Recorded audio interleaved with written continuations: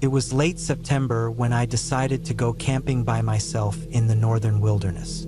The air was crisp, the leaves just starting to turn vibrant shades of orange and red. I had planned the trip meticulously, checking weather forecasts, packing enough supplies, and ensuring my map and compass were ready. I had always found a strange kind of peace in the solitude of nature. Something about being surrounded by nothing but towering trees and the occasional sound of a bird or rustling leaves brought me a sense of clarity. The location I picked was about a 3-hour drive from the nearest town. From there, it was another 4 miles of hiking to reach a secluded spot by a small, crystal-clear lake. It wasn't a place you'd stumble upon casually.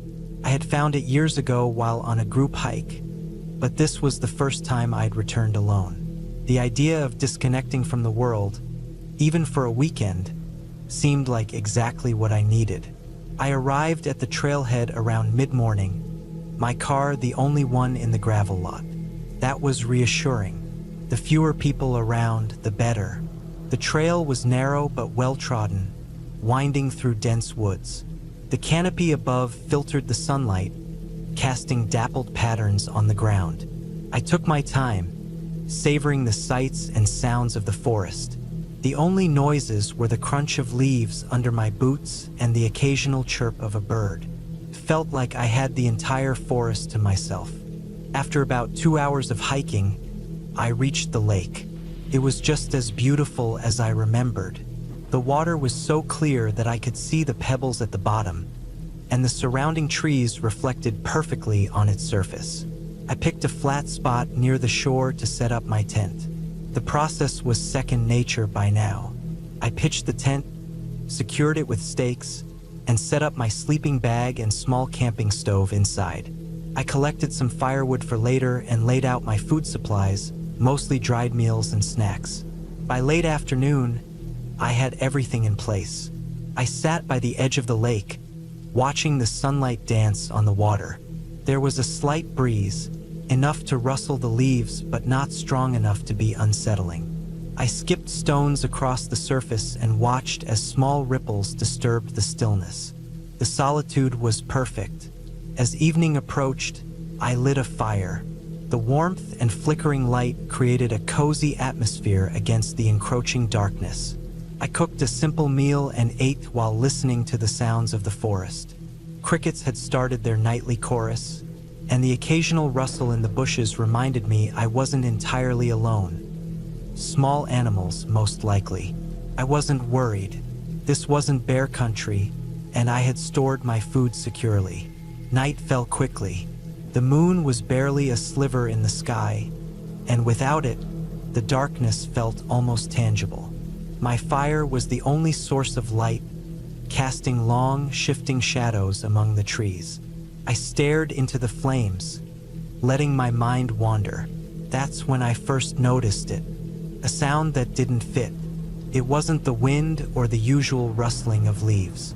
It was faint, almost imperceptible at first, but it grew louder over time. A steady crunching like footsteps on dry leaves. I told myself it was nothing, maybe a deer or some other nocturnal animal, but the sound didn't stop. It circled my campsite, always staying just out of the firelight. I tried to pinpoint its location, but it seemed to move unpredictably. My heart started to race. I grabbed my flashlight and shone it into the woods, sweeping the beam back and forth.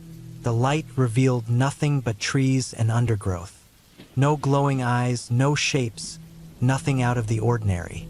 I sat back down, trying to calm myself.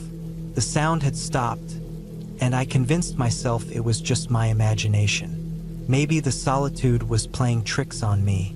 Still, I couldn't shake the unease that had settled over me. I decided to call it a night and retreated into my tent. I zipped it up tightly and settled into my sleeping bag, my flashlight within arm's reach. Sleep didn't come easily. Every little noise outside seemed amplified. The wind brushing against the tent fabric, the distant hoot of an owl, even the occasional plop of a fish jumping in the lake. It all felt ominous. I lay there for what felt like hours, listening intently. Eventually, exhaustion overtook me and I drifted off. I woke suddenly in the middle of the night. At first, I wasn't sure what had woken me. I lay still, ears straining. Then I heard it again, the crunching of leaves. This time it was closer, much closer. My heart pounded in my chest as I reached for my flashlight. I debated whether to unzip the tent and look outside. Part of me didn't want to know what was out there. Finally, I mustered the courage. I unzipped the tent slowly, trying to make as little noise as possible. I shone the flashlight into the darkness. The beam of light cut through the night, illuminating the trees and bushes. Again, nothing. The sound had stopped the moment I moved. I sat there for a few moments, my breath visible in the cold night air, before zipping the tent back up. I told myself it was just an animal. That was the only logical explanation. The rest of the night was uneventful, though I barely slept. Morning couldn't come fast enough. When the first light of dawn finally filtered through the tent, I felt a wave of relief. I stepped outside and surveyed the campsite. Everything was as I had left it. No signs of disturbance, no tracks, nothing out of the ordinary. I tried to shake off the lingering unease as I went about my morning routine. I made coffee, packed up my tent, and prepared for the hike back to the trailhead. The hike back felt different. The forest, which had seemed so peaceful the day before, now felt oppressive. Every sound made me jump, and I couldn't shake the feeling of being watched. I tried to focus on the path ahead, telling myself I was just being paranoid.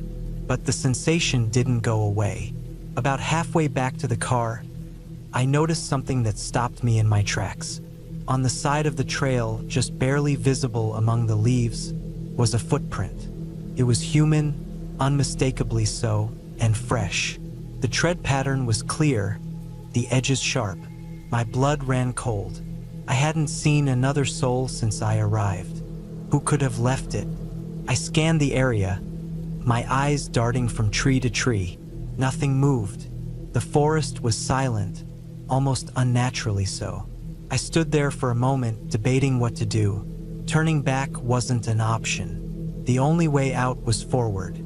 I quickened my pace, my eyes constantly scanning the trail and the woods around me. The remaining miles felt like they took forever. Every step was accompanied by the nagging feeling that I wasn't alone. When I finally reached the parking lot, my car was the only one there, just as I had left it. I threw my gear into the back seat, started the engine, and drove away without looking back. The drive home was quiet. I replayed the events of the trip in my mind, trying to make sense of it.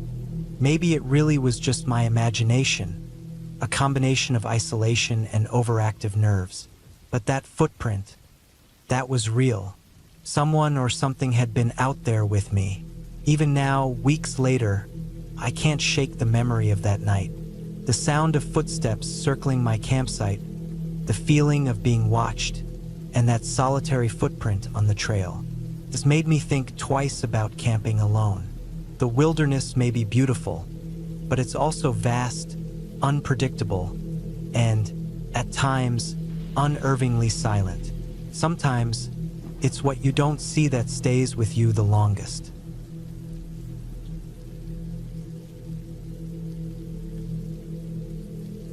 I should have trusted my gut the moment I pulled into the trailhead parking lot.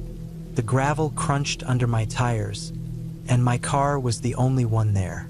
Felt off like the start of a bad movie, but I'd spent weeks planning this solo camping trip, an escape from work stress and constant noise. I told myself it was normal for a weekday in the off-season. I'd have the trail to myself. That sounded perfect at the time. The air was crisp, carrying the damp, earthy smell of the forest.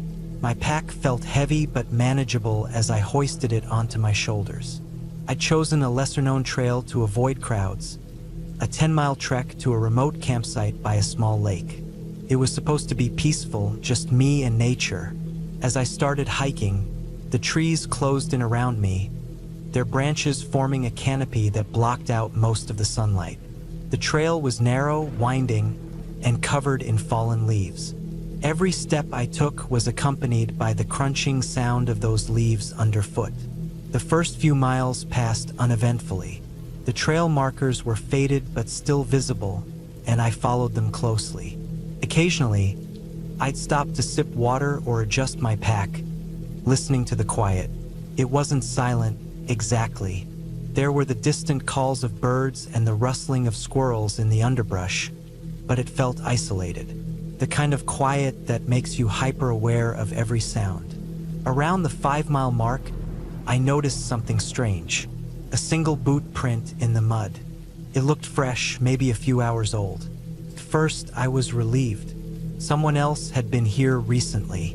But as I studied it, a weird feeling settled in my chest.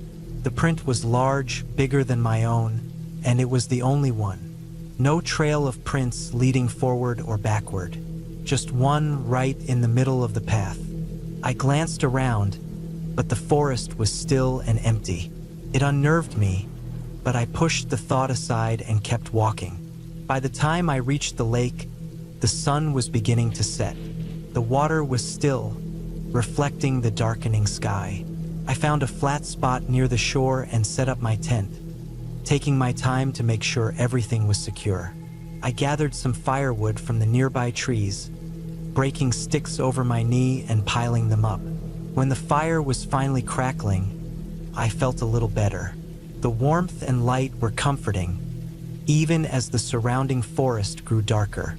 I cooked a simple meal on my camp stove and ate in silence, staring into the flames. The solitude was starting to feel less like a gift and more like a weight. The trees seemed closer now, their shadows long and twisting. Every so often, I thought I heard something beyond the firelight. A twig snapping, leaves rustling, but I couldn't see anything. I told myself it was just animals. That's what forests are full of, right? When I finally crawled into my tent, I was exhausted but restless. The fire outside had burned down to embers, and the darkness pressed against the thin fabric of my tent. I lay there listening. My sleeping bag felt suffocating, and every little sound outside seemed amplified. I told myself I was being paranoid. I was safe, alone but safe. Sometime in the middle of the night, I woke up. At first, I wasn't sure what had roused me. The forest was silent, too silent. My heart was pounding, and I realized I was holding my breath. Then I heard it, a soft, rhythmic crunching sound. Footsteps, slow and deliberate, moving through the leaves just outside my tent. My mouth went dry. I lay frozen, listening as the steps circled my campsite. Whoever it was didn't speak, didn't call out, just kept walking, circling. I reached for my flashlight, my hand trembling. When I turned it on, the beam illuminated the tent walls, casting shadows. The footsteps stopped. My heart was racing so hard I thought it might burst. I stayed like that for what felt like hours, holding the flashlight, listening. But the footsteps didn't start again. Eventually, I convinced myself it had been an animal and forced myself to lie back down. I didn't sleep. In the morning, I found the prints. Human footprints, large and unmistakable, circling my campsite. They were pressed deep into the soil, some overlapping. Whoever had made them had walked around and around my tent while I was inside. My stomach turned as I stared at them. This wasn't normal. This wasn't okay. I packed up quickly, my hands shaking as I stuffed my gear into my pack. The peaceful camping trip I'd imagined was gone. All I wanted now was to get back to my car and leave. The trail felt different on the way back, darker somehow. The trees seemed closer, the air heavier. I kept glancing over my shoulder, convinced I was being watched. Every snap of a twig or rustle of leaves set my nerves on edge. About halfway back, I found something that stopped me cold. Hanging from a tree branch over the trail was a small bundle of sticks and twine, tied together in a crude human-like shape. It was dangling at eye level, swaying gently in the breeze. My breath caught in my throat. This hadn't been here yesterday. Someone had put it there, and recently. My first thought was to take it down, but something about it felt wrong, like touching it would make things worse. I stepped around it carefully and kept walking, my pace quickening. The rest of the hike was a blur. My legs burned, and my pack felt twice as heavy, but I didn't stop. When I finally saw the parking lot through the trees, I nearly cried with relief. My car was still there, untouched. I threw my pack into the back seat and got in, locking the doors before starting the engine. As I drove away, I kept checking the rearview mirror, half expecting to see someone step out of the trees and onto the road. I didn't stop until I reached a gas station miles away. Only then did I feel like I could breathe again. I sat in my car for a long time, staring at the steering wheel, trying to process what had happened. I don't know who was out there or what they wanted, but I'm certain of one thing. I wasn't alone, and I'll never go camping by myself again.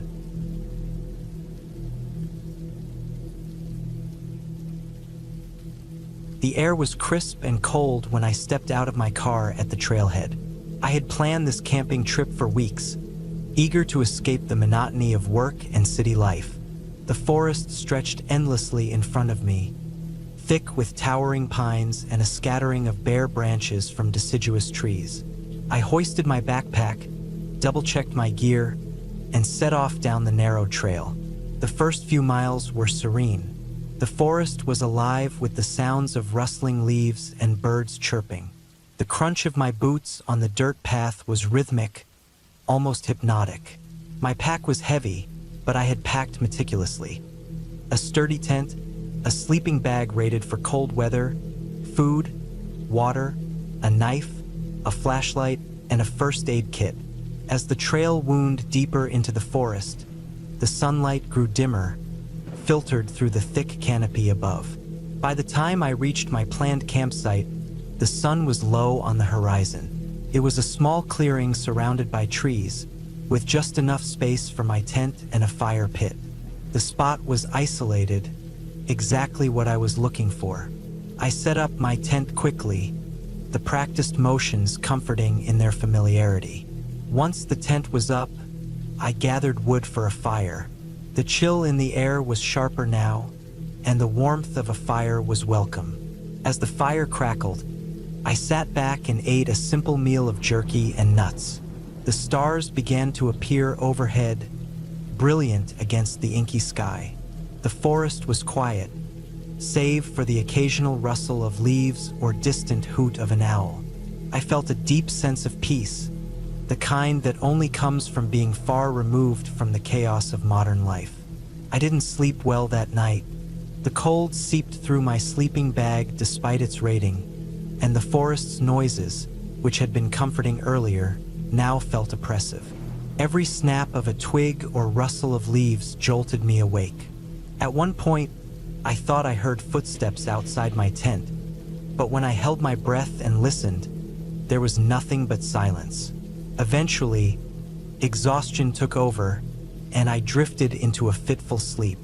The next morning, I woke up early, eager to explore the area. After a quick breakfast, I packed a day bag with water and snacks and set off along a less traveled trail I had noticed near the campsite. The trail was narrow and overgrown, the kind that doesn't see much foot traffic. It felt like I was the only person who had walked it in years. The deeper I went, the denser the forest became. The air was colder here, and the light struggled to penetrate the thick canopy. There was an eerie stillness, as if the forest was holding its breath. I told myself it was just my imagination, but I couldn't shake the feeling that I was being watched. I stopped several times to listen, but the only sounds were my own breathing and the occasional rustle of leaves in the breeze. After a few hours, I came across an old, abandoned cabin. It was small, with a sagging roof and walls that looked like they might collapse at any moment. Curiosity got the better of me, and I decided to take a closer look. The door was ajar, creaking on its hinges as I pushed it open. Inside, The cabin was dark and musty. Broken furniture was scattered about, and the floor was covered in a thick layer of dust. It was clear no one had been here in a long time. As I turned to leave, something caught my eye. There were scratches on the inside of the door, deep and jagged, as if someone or something had tried desperately to claw their way out. A chill ran down my spine. I told myself it was probably from an animal, maybe a bear or a mountain lion, but the thought didn't bring much comfort. I decided it was time to head back to camp. The hike back felt longer, and the forest seemed even quieter than before.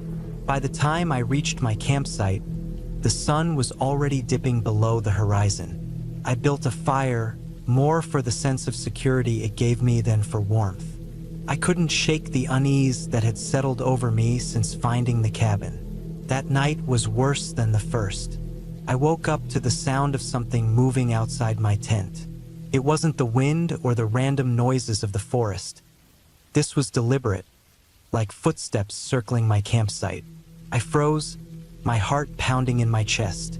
I reached for my flashlight and knife, my only sources of defense. I waited, straining to hear over the pounding of my own heart. The footsteps stopped, and the silence was deafening. I unzipped the tent just enough to shine my flashlight outside. The beam of light revealed nothing but the trees and the dying embers of my fire. I stayed awake for hours, clutching the knife, until exhaustion finally pulled me under. The next morning, I found footprints around my campsite.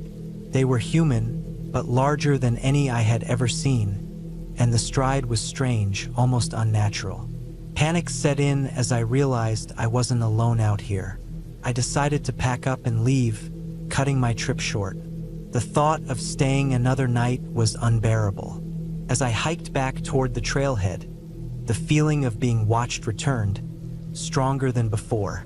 I quickened my pace, the weight of my pack digging into my shoulders.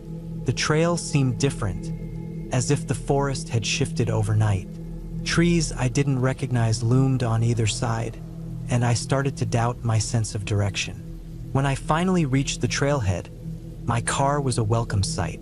I threw my pack into the trunk and climbed into the driver's seat, locking the doors behind me. As I started the engine and pulled onto the dirt road, I glanced in the rearview mirror. For a brief moment, I thought I saw something standing at the edge of the forest, watching me. But when I looked again, it was gone. I drove home in silence, the events of the past 2 days replaying in my mind. I still don't know what I encountered out there, and maybe I never will. But one thing is certain: the forest is not as empty as it seems, and some places are better left unexplored.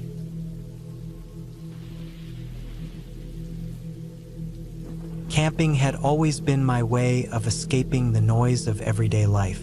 This time, I chose a remote spot near the mountains, a place I had read about in a hiking forum. It promised solitude, surrounded by towering pines and a clear, icy river that cut through the valley.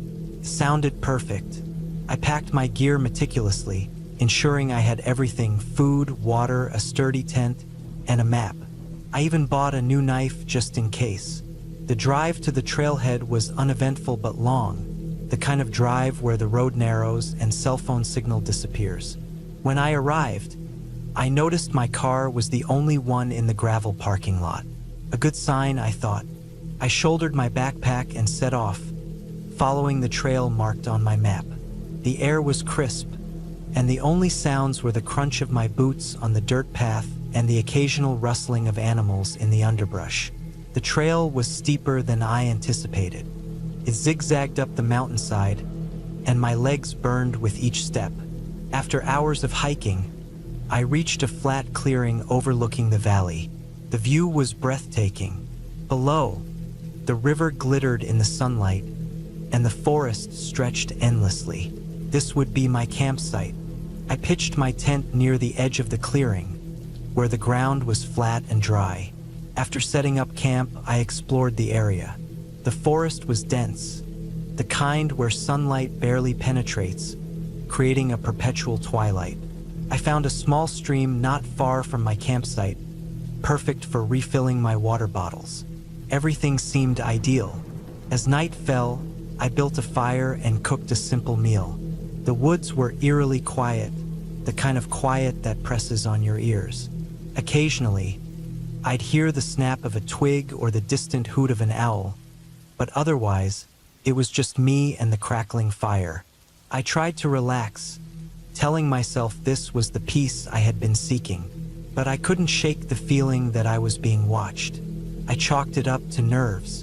Being alone in the wilderness can play tricks on your mind. I forced myself to focus on the fire and the stars overhead, which were brilliant in the absence of city lights. Eventually, I crawled into my tent, zipped it up, and tried to sleep. Sleep didn't come easily. The forest seemed alive with noises. I heard rustling outside my tent, soft but deliberate. Could have been an animal, I reasoned. Maybe a raccoon or a deer. Still, I gripped my knife tightly under my sleeping bag. The noises continued for what felt like hours before fading away. I must have fallen asleep because I woke up to sunlight streaming through the fabric of my tent. The next day, I decided to explore further. I followed the river upstream, marveling at how untouched everything felt. The only signs of life were the occasional animal tracks and bird calls. After a couple of hours, I came across something unexpected. An old cabin, half hidden by the forest. It looked abandoned, its wooden walls weathered and roof sagging. Curious, I approached cautiously. The door hung ajar, creaking softly in the breeze. Inside, it was dark and smelled of damp wood. There wasn't much left. A broken chair, a rusted stove, and a few scattered tools. On the floor, I noticed strange markings, like someone had carved symbols into the wooden planks. They didn't look like anything I recognized. A chill ran down my spine, and I decided it was best to leave. The rest of the day was uneventful. I returned to my campsite and spent the afternoon fishing in the river, catching a few small trout. By evening, I felt more at ease. Whatever unease I had felt earlier seemed to fade with the daylight. But that night, the noises returned. This time, they were louder and closer. It wasn't just rustling. I heard distinct footsteps circling my tent. They were slow and deliberate, crunching on the dry leaves. My heart pounded as I held my knife tightly, straining to hear more. Whoever or whatever was out there stayed just out of sight. I considered shouting but decided against it. Instead, I stayed silent, hoping they or it would go away. Eventually, the footsteps stopped. I didn't sleep at all that night, keeping my knife in hand and my ears alert. When dawn finally broke, I unzipped my tent cautiously and looked around. Nothing seemed out of place, but the ground outside my tent was disturbed. Footprints, human footprints, circled my campsite. My stomach churned. I decided it was time to leave. I packed up my gear quickly, constantly glancing over my shoulder. The hike back to the trailhead felt much longer than the hike in. Every snap of a twig or rustle of leaves set my nerves on edge. I couldn't shake the feeling that I was being followed. When I finally reached the parking lot, my car was the only one there, just as I had left it. I threw my gear in the back seat and locked the doors as soon as I got inside. My hands trembled as I turned the key in the ignition. As I drove away, I glanced in the rearview mirror, half expecting to see someone emerge from the trees. But there was nothing. The experience stayed with me long after I returned home. I couldn't stop thinking about the footprints, the cabin, and the unsettling noises. Who had been out there with me? Why were they watching me? I never found answers, and I haven't been camping alone since.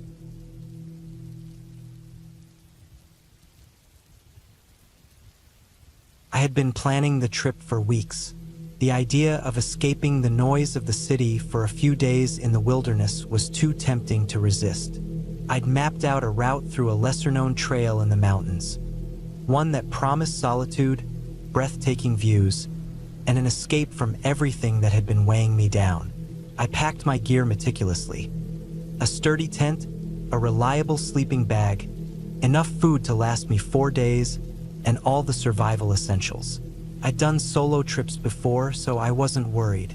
This wasn't my first rodeo. The drive to the trailhead took longer than expected. Narrow, winding roads cut through dense forests, and the late autumn sun cast long shadows across the asphalt. By the time I arrived, it was already mid-afternoon. I grabbed my pack, locked the car, and double-checked my map. The trail stretched out before me, a narrow path covered in fallen leaves, the trees on either side towering like silent sentinels.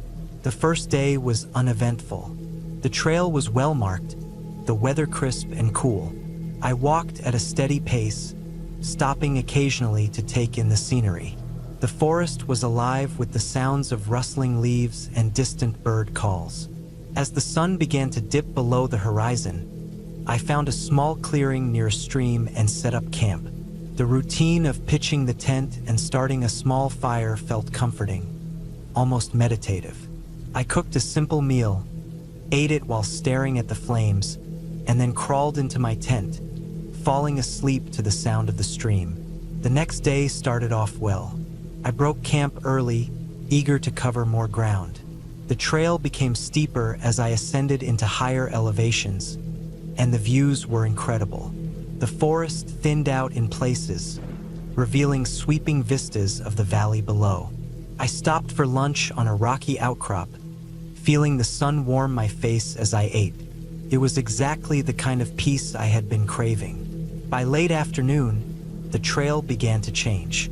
The trees grew denser, their gnarled branches reaching out like twisted arms. The air felt cooler, and the forest grew quieter. I told myself it was just my imagination, that I was reading too much into the natural shift in the environment. Still, I couldn't shake the uneasy feeling that had started to creep in. I decided to push on a little further before setting up camp, hoping to find a more open area. That's when I saw it, a structure barely visible through the trees. At first, I thought it was just a trick of the light, but as I got closer, it became clear that it was a cabin. It looked old, abandoned. The wood was weathered and dark, the roof partially caved in. Curiosity got the better of me, and I approached cautiously. The door hung slightly ajar, creaking softly in the breeze. I peered inside but didn't enter. The interior was empty save for some broken furniture and a thick layer of dust. Something about the place felt off, so I decided to move on. I found a spot to camp about half a mile further down the trail. As I set up my tent, I couldn't stop thinking about the cabin. Who had built it? How long had it been there? Why had it been abandoned? The questions swirled in my mind as I ate dinner and prepared to settle in for the night. The forest was unusually quiet, the kind of silence that makes you acutely aware of every sound. I told myself it was just the isolation getting to me. I woke up in the middle of the night to the sound of footsteps. They were faint, but unmistakable, crunching softly on the forest floor outside my tent. My heart raced as I lay completely still, straining to hear. The footsteps stopped, and for a moment, there was only silence. Then the sound of twigs snapping, closer this time. I reached for my flashlight, my hand trembling as I clicked it on and shone the beam toward the noise. Nothing. The forest was empty, or at least it appeared to be. I didn't sleep much after that. Every rustle of leaves, every creak of the trees, set my nerves on edge. By the time dawn broke, I was already packed up and ready to move. I convinced myself that it had been an animal, a deer, maybe, or a raccoon. I'd scared it off with the flashlight, and that was that.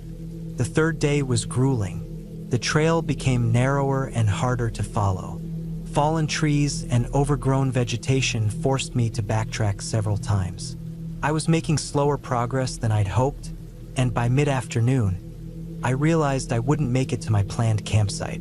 I decided to set up camp earlier than usual, in a small clearing near the base of a rocky hill. The uneasy feeling from the night before hadn't completely left me, but I pushed it aside, focusing on the tasks at hand. As night fell, the forest seemed to close in around me. I built a fire, its flickering light providing some comfort. I ate quickly and crawled into my tent, hoping for a better night's sleep. But sleep didn't come easily. Every sound seemed amplified in the darkness, and I couldn't shake the feeling that I wasn't alone. Around midnight, I heard it again. Footsteps, slow and deliberate, circling my campsite. My breath caught in my throat as I listened, the sound growing louder, closer. I grabbed my flashlight and knife, my heart pounding in my chest. I waited, the seconds stretching into what felt like hours. Then silence. The footsteps stopped, and the forest was still. Morning couldn't come fast enough. I emerged from my tent, exhausted and on edge. The fire had burned out, and the ground around my campsite looked undisturbed. No footprints, no signs of anything unusual. It didn't make sense. I decided to cut my trip short and head back to the trailhead. Whatever was out there, I didn't want to stick around to find out. The hike back was a blur. I moved quickly, driven by a mix of fear and adrenaline. The forest seemed darker, the trees more oppressive. Every snap of a twig, every rustle of leaves, set my nerves on edge. By the time I reached the trailhead, the sun was setting, casting long shadows across the parking lot. My car was the only one there, just as I'd left it. As I drove away, I couldn't shake the feeling that I was being watched. I glanced in the rearview mirror, half expecting to see someone, standing at the edge of the forest. But there was nothing, just the trees swaying gently in the wind. I told myself it was over, that I was safe now. Weeks later, I couldn't stop thinking about the trip. I'd scoured online forums, looking for any information about the trail or the abandoned cabin. There were no mentions of it, no records or maps that showed it existed. The whole experience felt like a fever dream, something my mind had conjured up in the isolation of the wilderness. But deep down, I knew it had been real. The footsteps, the cabin, the feeling of being watched. I hadn't imagined any of it. I haven't been camping since. The gear I used on that trip sits untouched in my closet, a silent reminder of the forest and the unanswered questions it left me with. I've tried to move on, to forget, but some nights, when the world is quiet and the shadows grow long, I find myself lying awake, listening. And in those moments, I can't help but wonder, what or who was out there with me?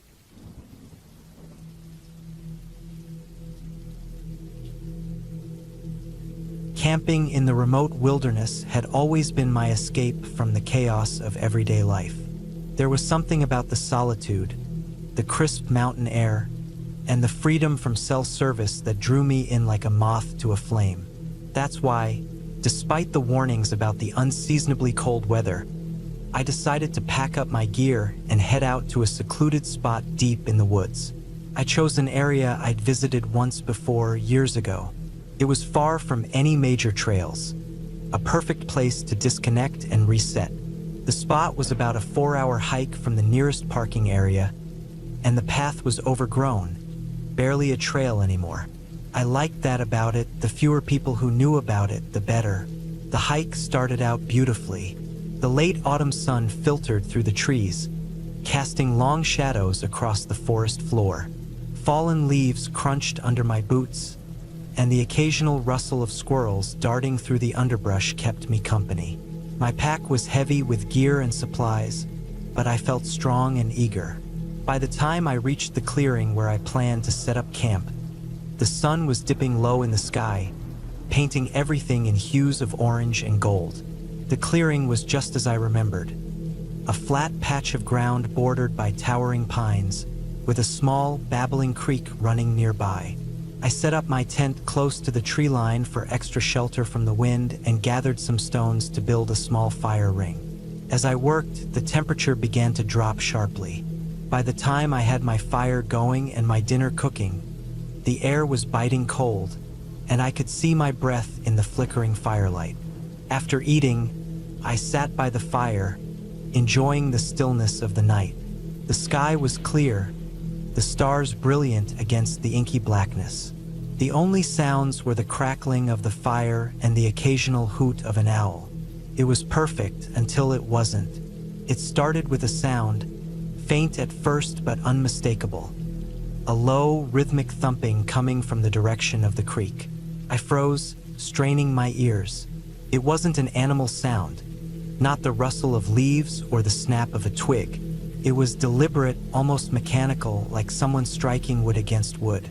I told myself it was probably just a tree branch knocking against another in the wind, though there was no wind to speak of. The sound continued, steady and unchanging, and an uneasy feeling began to creep over me. I tried to ignore it, focusing instead on adding more wood to the fire and planning the next day's hike. But the thumping didn't stop. If anything, it seemed to be getting closer. Finally, I couldn't take it anymore. I grabbed my flashlight and pointed it toward the creek, the beam cutting through the darkness. The sound stopped abruptly, leaving an eerie silence in its wake. I scanned the area but saw nothing unusual. Still, my heart was pounding, and the hair on the back of my neck stood on end. I told myself it was nothing, maybe a deer or a raccoon, and went back to the fire. The rest of the evening passed uneventfully, though I couldn't shake the feeling that I was being watched. When I finally crawled into my sleeping bag, I left the fire burning low and kept my flashlight within arm's reach. It took a long time for sleep to come, and when it did, it was restless. I woke up suddenly in the middle of the night, unsure of what had startled me. The fire had died down to glowing embers, and the clearing was bathed in pale moonlight. The first thing I noticed was the silence. The usual nighttime sounds of the forest, crickets, the occasional rustle of leaves were absent. It was as if the entire woods were holding their breath. Then I heard it again, the thumping sound, louder this time and much closer. It was coming from just beyond the tree line, where the shadows were deepest. I lay perfectly still, my heart hammering in my chest.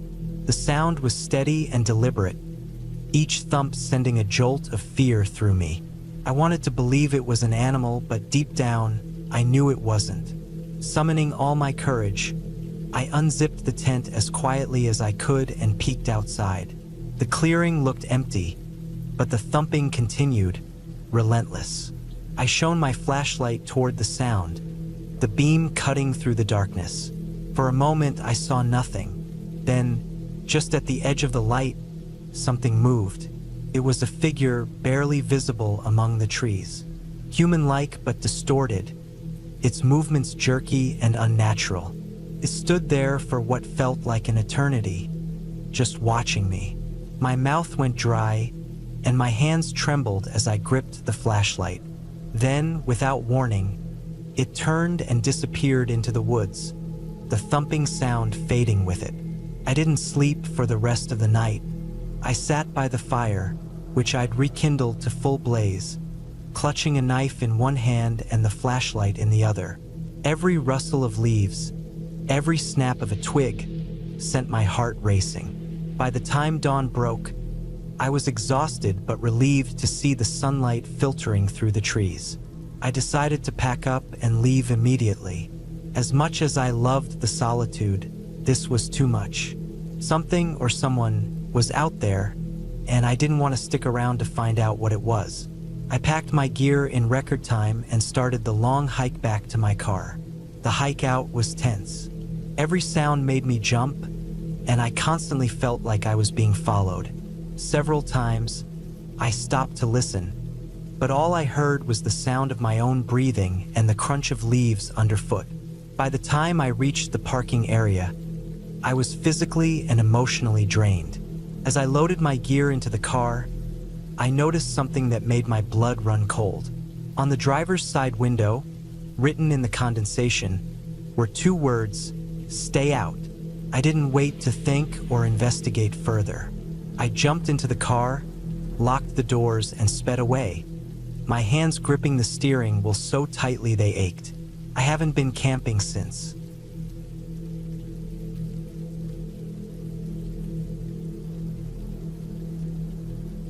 I never thought camping alone would test my nerves the way it did. It was supposed to be a weekend away from everything, a chance to disconnect and enjoy the silence of nature. I picked a remote spot in the woods, far from the usual campgrounds, where I wouldn't see another soul for miles. That was the whole point, to be alone, surrounded by nothing but trees and the sounds of the wild. I arrived late Friday afternoon. The drive took longer than I expected, winding through narrow dirt roads that seemed to disappear into the forest. By the time I parked my car and unloaded my gear, the sun was already low in the sky. The light filtering through the trees cast long shadows on the forest floor, making everything look slightly more sinister than I had anticipated. Still, I shrugged it off. This was what I wanted: solitude. I found a flat clearing not too far from a small stream, an ideal spot to set up camp. The ground was soft, covered with a thick layer of pine needles, and the gentle sound of running water was soothing. I pitched my tent, unrolled my sleeping bag, and set up a small fire pit with rocks I collected nearby. Everything seemed perfect, a peaceful escape from the world. As the sun dipped below the horizon, I lit the fire and cooked a simple dinner. The woods were alive with noises: crickets chirping, the rustle of leaves as the wind moved through the trees, and the occasional hoot of an owl. It was calming in a way, though I couldn't shake the feeling of being watched. I told myself it was just my mind playing tricks on me. After all, I was alone out here. I stayed by the fire for a while, staring into the flames and listening to the night. Around 10 o'clock, I decided to call it a night. I doused the fire, zipped myself into my tent, and settled into my sleeping bag. The air was cool but not cold, and the quiet of the forest felt like a blanket wrapping around me. I drifted off to sleep quickly. Sometime in the middle of the night, I woke up. At first, I wasn't sure what had disturbed me. The forest was still, almost too still. The usual chorus of insects and distant rustlings was absent, replaced by an unnerving silence. I lay there, listening, my heart beating a little faster than it should have been. Then I heard it, a faint crunching sound, like someone stepping on dry leaves. It was subtle, almost imperceptible, but it was there. I froze, straining my ears to catch any other noise. The sound came again, closer this time. My mind raced with possibilities. A deer? A raccoon? Maybe even a bear? But the steps were deliberate, not the random scuffling of an animal. I stayed still, barely breathing, as the sounds moved around the perimeter of my tent. Whoever or whatever it was, they were circling me. My heart pounded in my chest, and I gripped the small knife I had brought with me. It wasn't much, but it was all I had. After what felt like an eternity, the steps moved away, fading into the distance. I didn't dare move. I lay there for hours, listening, waiting for the sounds to return. They never did. Eventually, exhaustion overtook me, and I drifted into a restless sleep. Morning came, and with it a sense of relief.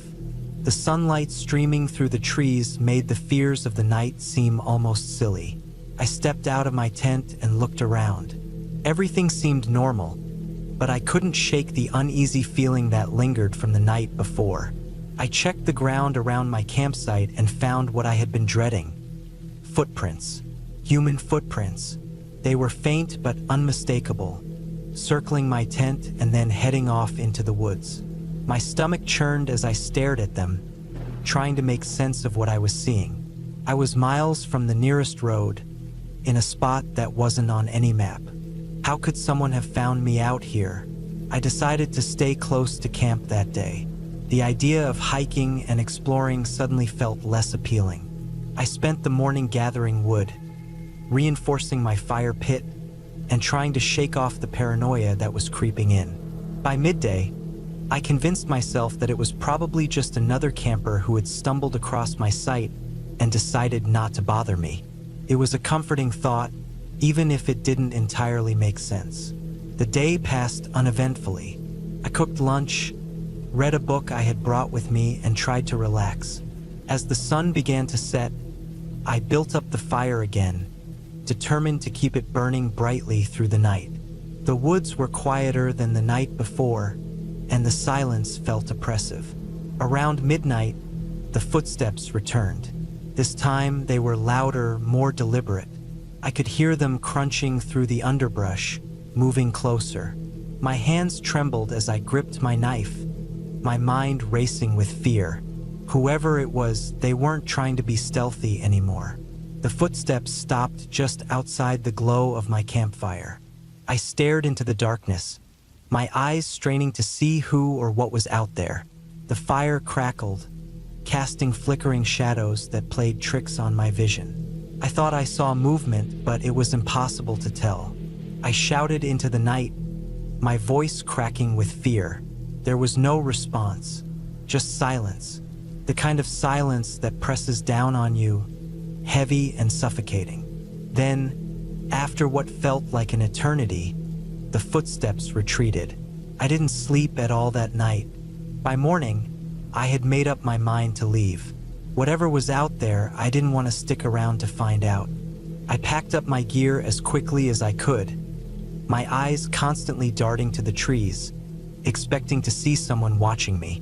The footprints were back, fresh and unmistakable. They circled my camp again and then headed off into the woods. I followed them for a short distance, curiosity getting the better of me. They led to a tree, where I found something that made my blood run cold. A small, crude figure made of sticks and twine, hanging from a low branch. I didn't waste any more time. I threw my gear into the car and started the engine, the sound of it breaking the oppressive silence. As I drove away, I kept glancing in the rearview mirror, half expecting to see someone standing in the road behind me. But there was nothing, just the trees, tall and indifferent. It took hours to get back to civilization, and even then, I couldn't shake the feeling of being watched. For days after, I kept thinking about those footprints, the stick figure, and the strange silence of the woods. I still don't know who or what was out there, but one thing is certain: I won't be camping alone again.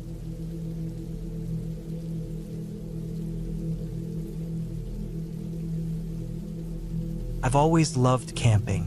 There's something about being out in nature, away from the noise of the city, that brings me a sense of peace. But one trip last fall changed how I feel about being alone in the woods. I'm not sure I'll ever feel the same way about camping again. It started as a solo weekend getaway.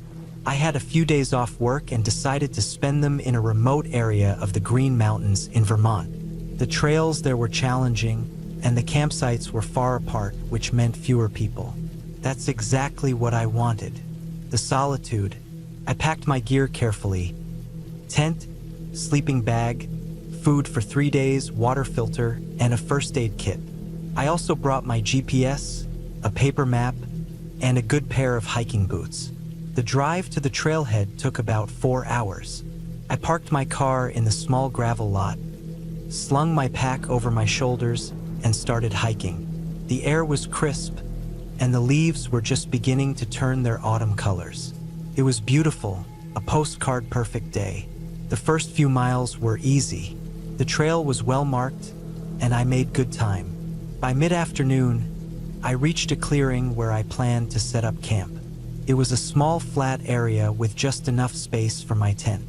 A shallow creek ran nearby, providing a water source. I set up my tent, collected some water to filter, and sat down to enjoy a simple dinner of dehydrated chili. As the sun dipped below the horizon, the temperature dropped quickly. I crawled into my sleeping bag and fell asleep to the sound of the creek and the occasional rustling of leaves. The first night was uneventful. I woke up early, made coffee, and packed up my gear. My plan was to hike deeper into the forest and spend the second night at a more remote site. The trail became steeper and less defined as I went along. Fallen trees and patches of overgrowth made progress slower. I had to stop frequently to check my map and GPS to make sure I was on the right track. Around midday, I noticed the first strange thing. The forest was unusually quiet. No birds, no insects, just the sound of my boots crunching on the leaves. I told myself it was nothing. Maybe the wildlife was just further away, or perhaps I was too focused on the trail to notice. By late afternoon, I reached the spot I'd marked on my map. It wasn't as open as my first campsite, but still manageable.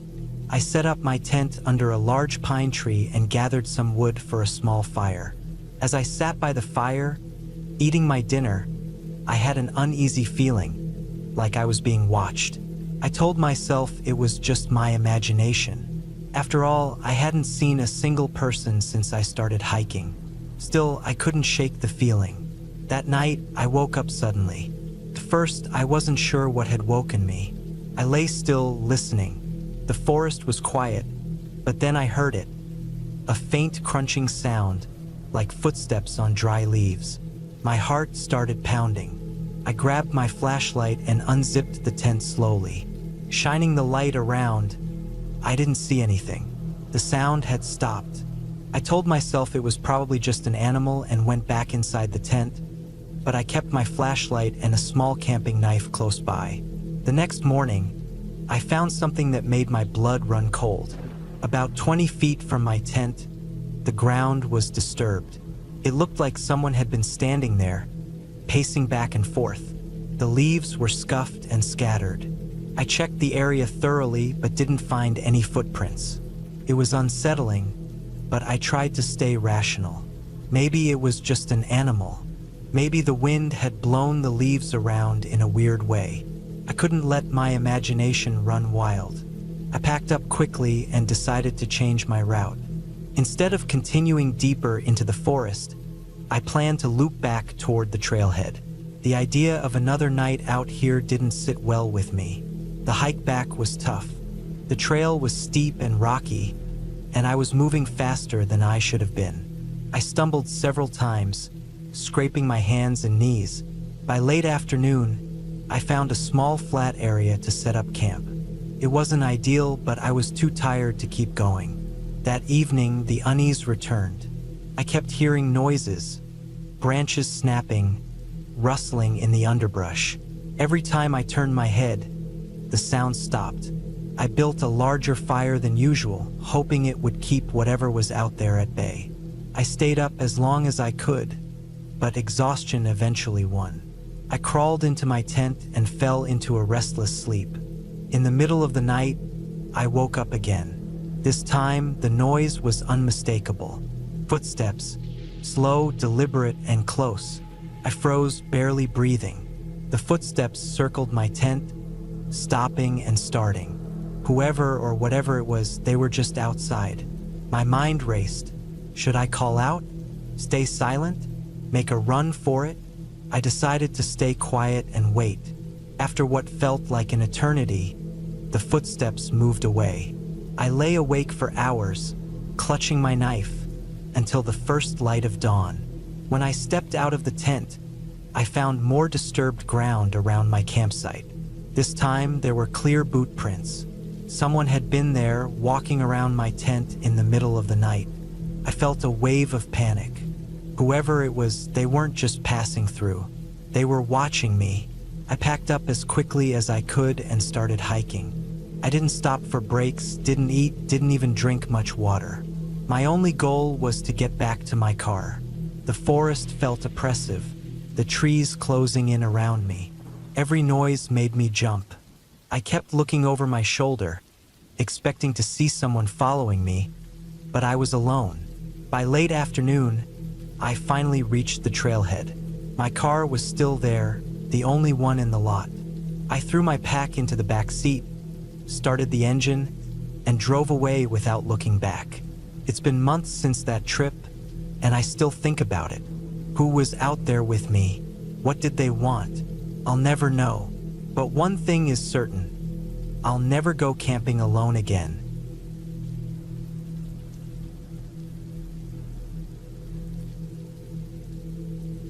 had always loved camping. The sense of being away from everything, immersed in nature, was something that gave me a sense of peace. It was the kind of escape I needed to recharge, to clear my head. But this time was different. This trip was supposed to be simple, just a weekend getaway, a quiet retreat into the woods.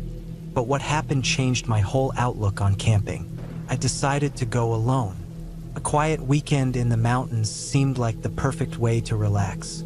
The place I'd picked was remote, tucked away in a dense part of the forest, miles from the nearest town.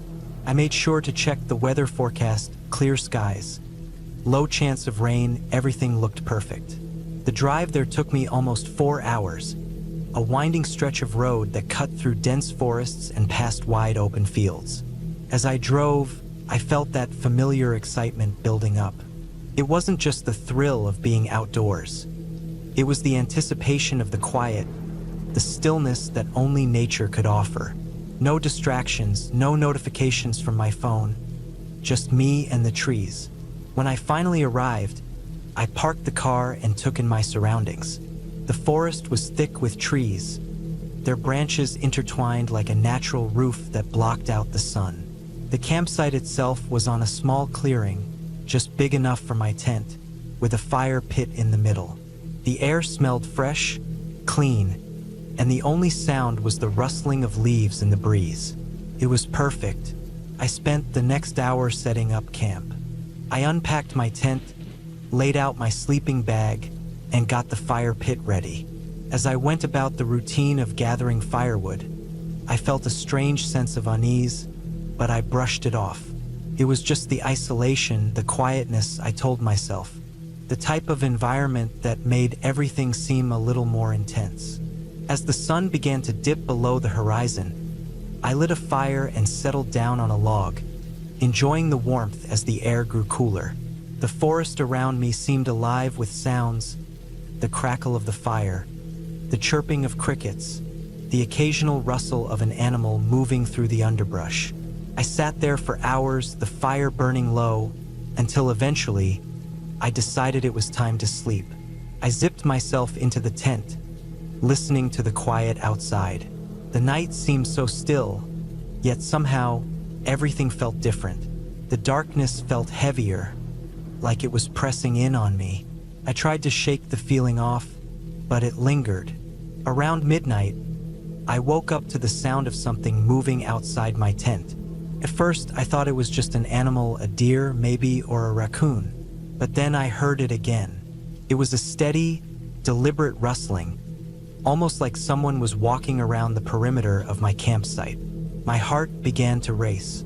I told myself it was nothing, that it was just the wind or another animal, but deep down, I knew something was off. The rustling continued, and I held my breath, straining to hear every sound. It was as if whatever it was moving closer. I grabbed the flashlight beside me and, as quietly as I could, unzipped the tent. The beam of light cut through the darkness, landing on the edge of the campsite. There was nothing there, just trees and shadows. I stood still for a long moment, trying to convince myself it was just my imagination. But then, out of the corner of my eye, I saw something move in the darkness, just beyond the reach of the light. My stomach churned, and I instinctively stepped back into the tent, zipping it shut. I tried to calm myself down, telling myself it was nothing, but the unease wouldn't go away. I lay there for what felt like hours, listening to every sound around me. Every rustle of the leaves, every snap of a twig, seemed amplified in the silence of the night. I could feel my pulse in my throat and the cold sweat on my skin. By the time morning came, I was exhausted. I hadn't slept a wink, but I was too shaken to stay in the tent any longer. I decided to pack up and leave, but as I started to gather my things, I noticed something strange. The ground around my campsite was disturbed, as if someone had been walking in circles around my tent. The soil was pressed down in uneven patterns, and there were fresh footprints leading into the woods. I froze, the hairs on the back of my neck standing up. They weren't animal tracks. They were human. The prints were large, deep, and they seemed to circle my tent, like whoever had been out there was watching me. I didn't know what to think. Who would be out here this far into the woods? And why had they been so close to my tent? The logical part of me said it was probably just another camper, someone passing by. But the uneasy feeling in my stomach told me otherwise. I hurriedly finished packing, trying not to let my mind wander too far into thoughts of what could have happened. I kept glancing over my shoulder as I loaded everything into the car, expecting to see someone emerge from the trees. But there was nothing. The forest was still silent. As I drove away, I couldn't shake the feeling that I was being followed. My eyes kept darting to the rearview mirror, checking for any movement behind me. But the road remained empty, and the trees seemed to close in around me. I didn't stop until I reached the small town nearby. I pulled into a gas station, my hands shaking as I turned off the engine. My mind was racing, trying to make sense of what had happened. Maybe it had been nothing. Maybe I had just let my nerves get the best of me. But the footprints, the strange rustling outside my tent, that wasn't normal. And whoever had been out there knew exactly where I was. I never went back to that campsite. It took me months before I went camping again, and even then, I stayed in well-traveled areas, far away from the places that felt too isolated, too wrong. And I've never forgotten that feeling, the feeling that something or someone was out there, watching me in the darkness. It wasn't just the fear that stayed with me.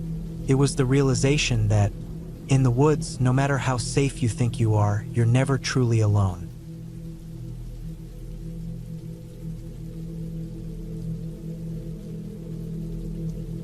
It was supposed to be a relaxing weekend. After a long week of work, I needed a break. I needed to disconnect and just be out in the woods, away from everything. No phone, no emails, no constant noise of city life. Just me and the wilderness. I packed my gear the night before. Tent, sleeping bag, cooking equipment, some canned food, and a few snacks. I had planned everything out, and I couldn't wait to get to the campsite and set up. The drive was peaceful. The early morning fog clung to the edges of the road as I made my way out of town and into the forest. I could feel my shoulders relax as the trees started to surround me, as the road got quieter, and the air began to smell more like pine and earth than exhaust fumes. I passed by a few small towns, but they quickly gave way to stretches of wilderness. There was only one road to the campground, so I didn't have to worry about getting lost. The campground wasn't too far from where I parked, and when I arrived, I found it relatively empty. It was still early, and I figured most people were either still at home or still asleep. The site I chose was in a quiet spot near the edge of the forest, right next to a small stream that bubbled gently over rocks. The sound of running water was peaceful, and the fresh air filled my lungs. I set up my tent quickly, unpacked my gear, and started a small fire to keep the chill away. I spent the afternoon by the stream, reading a book and just taking in the silence. It was one of those moments where everything felt perfect. The sun filtered through the trees, casting a dappled light across the forest floor, and the only sounds were the rustling of the leaves and the occasional chirp of a bird. But as the sun started to dip below the trees, I noticed something strange. It was a sound, faint at first but distinct. A soft thud, almost like footsteps, but they weren't coming from anywhere nearby. I glanced around, half expecting to see someone else setting up camp in the distance, but the campsite was still empty. I shook it off, figuring it was just my mind playing tricks on me. The woods were full of sounds.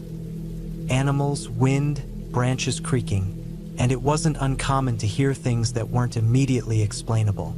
As night fell, the temperature dropped quickly. I added a few more logs to the fire, hoping to keep it going long enough for me to cook a simple meal. I'd brought some pre-packaged camping food and a small stove, but I was too tired to make anything complicated. The firelight flickered in the darkness, and the night seemed to stretch on forever. I was starting to feel a little uneasy. Maybe it was just the isolation or the eerie quiet that had settled in around me. The sounds of the forest had become muffled, as though the trees themselves were holding their breath. It wasn't normal. Normally, the forest was alive at night, full of nocturnal creatures going about their business. But tonight, it felt like something was watching. I tried to ignore the sensation, telling myself that I was overthinking things. After all, I was in the woods all alone. No one was here to hurt me, and yet, as the night deepened, I kept hearing the sound again. The soft thud of footsteps, not too far away. They weren't constant, but they came and went. I tried to reason with myself. Maybe it was an animal or another camper nearby, but I couldn't shake the feeling that whatever it wasn't normal. I sat by the fire, staring into the flames, my mind racing. Every so often, I would glance toward the edge of the trees, where the darkness seemed to press in tighter. There was nothing there, but the sensation of being watched only grew stronger. The wind picked up, rustling the leaves, and a branch snapped somewhere off in the distance, sending a jolt of adrenaline through me. My heart raced. The fire crackled, sending a shower of sparks into the air. I reached for my flashlight, checking the time. It was already late, way later than I had planned to be awake. But sleep didn't seem like an option now. The night felt too thick, too heavy, and the noises, they just kept coming. Thud, thud, thud. Closer this time, and in a pattern that was hard to ignore. I stood up, my heart hammering in my chest. I wasn't sure what I expected to find, but I couldn't just sit there, hoping it would go away. I grabbed my flashlight and walked cautiously toward the noise. The beam cut through the dark trees, illuminating only a few feet in front of me. My eyes darted around, searching for anything that would explain the thudding sound. But there was nothing, just the tall, silent trees, their branches swaying in the breeze. I was about to turn back when I heard it again, closer now. Thud, thud, thud. It was definitely footsteps, but they weren't the soft, quick footsteps of an animal. These were heavy, deliberate steps. Whoever or whatever it was moving through the forest just out of sight. I froze, the flashlight trembling in my hand. For a long moment, I did nothing but listen. The sounds continued, moving slowly but steadily, as though they were approaching my camp. My heart pounded in my ears. I was torn between wanting to run and knowing that running would make me look like prey. I had to stay calm. I took a deep breath and turned back to the campsite, my flashlight now sweeping the trees in a more deliberate manner. I tried to move quickly but quietly, making my way back to my tent. But the moment I stepped into the clearing, I saw something that made my stomach drop. A figure just at the edge of the trees. It wasn't clear, just a shape in the dark, but it was enough to make me freeze. The figure didn't move, didn't acknowledge me at all. It just stood there, almost as if it were waiting. My mind raced with possibilities. Was it another camper who had gotten lost? Someone playing a prank on me? I tried to call out, but the words caught in my throat. The figure didn't react, didn't even shift. The only movement was the slight rustling of the trees in the wind. Thud, thud. The footsteps started again, but this time they were right behind me. I whirled around, shining the flashlight at the sound. There was nothing there, but the sound continued, and it was coming closer. Thud, thud, thud. It was too much. My heart was racing, my breathing shallow and rapid. I needed to get out of there. Without thinking, I grabbed my bag, threw everything into the tent, and zipped it shut. My mind was racing. I couldn't leave. I couldn't stay. I was trapped in a feeling of dread that had settled in my bones. The footsteps stopped. I sat in the tent, holding my breath. The wind seemed to die down, leaving everything in a strange silence. I waited for what felt like hours, but nothing else happened. No more footsteps, no more sounds, just the occasional rustle of the trees. Slowly, I gathered my courage. I wasn't about to sit in that tent all night, waiting for whatever it was to find me. I unzipped the tent cautiously, peeking out into the dark clearing. The figure was gone. The air felt thick, but there was no sound, no movement. I couldn't explain it, but I knew one thing for sure. I wasn't staying there for another minute. I packed up my things as quickly as I could, heart still hammering in my chest, and I didn't look back. The drive home felt like the longest drive of my life, every passing shadow and curve in the road making my heart skip. By the time I reached the safety of my apartment, I could hardly believe what had happened. But the most unsettling part wasn't the figure or the footsteps. It was the feeling that I wasn't supposed to be there, that the woods had wanted me gone. And that was a feeling I would never forget. I didn't go camping for a long time after that night. When I did eventually return, I made sure to go with a group. But no matter where I went, I always remembered the footsteps, the silence, and the figure in the trees. And every time I hear the wind rustling through the trees, I wonder if I really was just imagining things, or if something out there was watching me, waiting.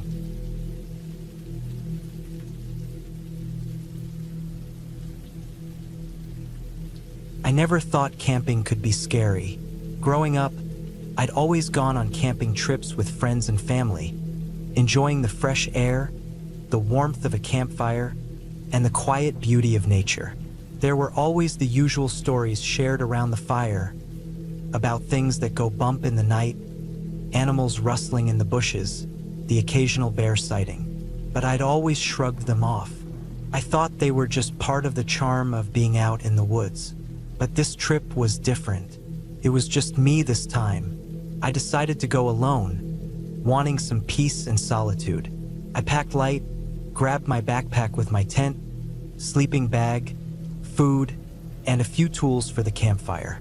I headed out to a remote part of the forest I'd found through some online research. The place was supposed to be beautiful, tucked away from the usual trails, and not many people went there. It felt like the perfect place to disconnect and get away from the noise of life. The drive was smooth, winding through country roads that became narrower the deeper I went into the woods. The air grew cooler as the trees thickened around me, and I could feel the weight of the forest pressing in on me. It was peaceful, but there was something almost unnerving about how quiet it was. No birds chirping, no rustling of leaves, just silence. I pulled over to the spot I'd planned to camp, a small clearing surrounded by tall pines. It was secluded, just what I wanted. I grabbed my gear, setting up my tent quickly.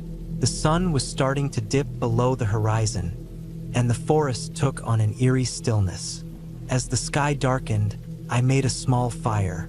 I sat by the crackling flames, listening to the sounds of the night, the snap of the firewood, the occasional whine through the trees, the distant call of an owl.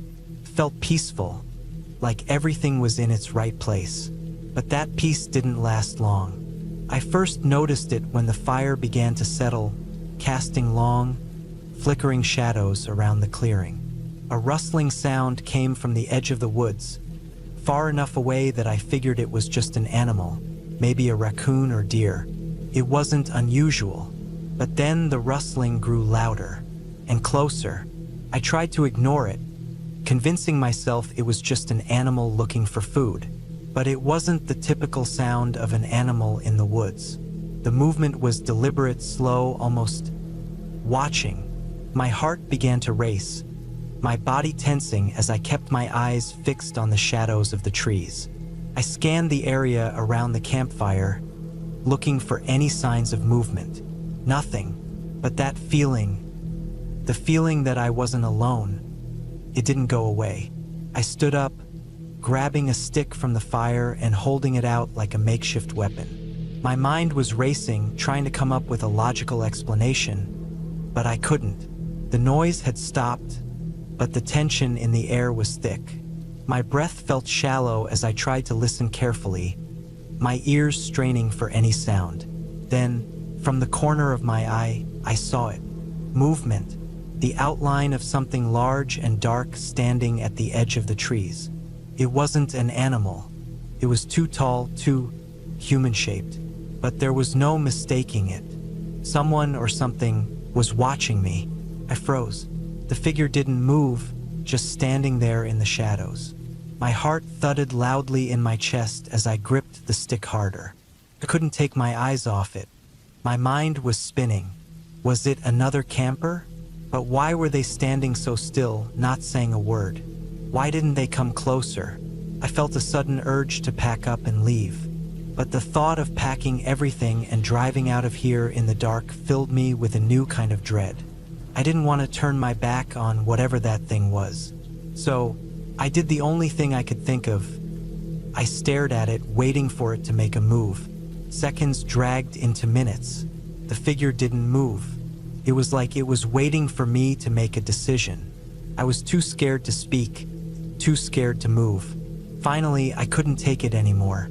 I grabbed my flashlight, aiming it toward the trees where I'd seen the figure. The beam of light cut through the darkness, illuminating the area in front of me. But there was nothing there. No figure, no shadow, no sign that anyone had ever been standing there. My breath caught in my throat. I couldn't explain it. The figure had been right there, so clear in my mind, but now it was gone. I didn't sleep that night. Every sound, every crackle of the fire, every breeze through the trees made me jump. I kept my flashlight nearby, shining it into the darkness every few minutes. I didn't care how crazy it seemed. I had to be sure. No one else was around, and I was alone in the woods. My mind was playing tricks on me, right? But the next morning, the unease didn't fade. As I packed up to leave, I noticed something strange in the dirt near the edge of the clearing. A set of footprints. They weren't animal tracks. They were too large, too human. And they didn't look like they had been made by someone who had walked through the area earlier. They were fresh. I wasn't the only one here. I packed up quickly, my heart pounding in my chest as I tried to stay calm. I didn't know what had happened the night before, but I couldn't shake the feeling that something was off. Maybe it was just my imagination, maybe it wasn't. But as I loaded my gear into the car, I couldn't ignore the cold chill crawling down my spine. I didn't stop driving until I reached the nearest town. I didn't even think about camping again for a long time. Sometimes I still think about what I saw that night. The figure in the trees, the strange footprints. What it was, I don't know. Maybe it was just another camper, maybe it wasn't. But whatever it was, I'm glad I never found out.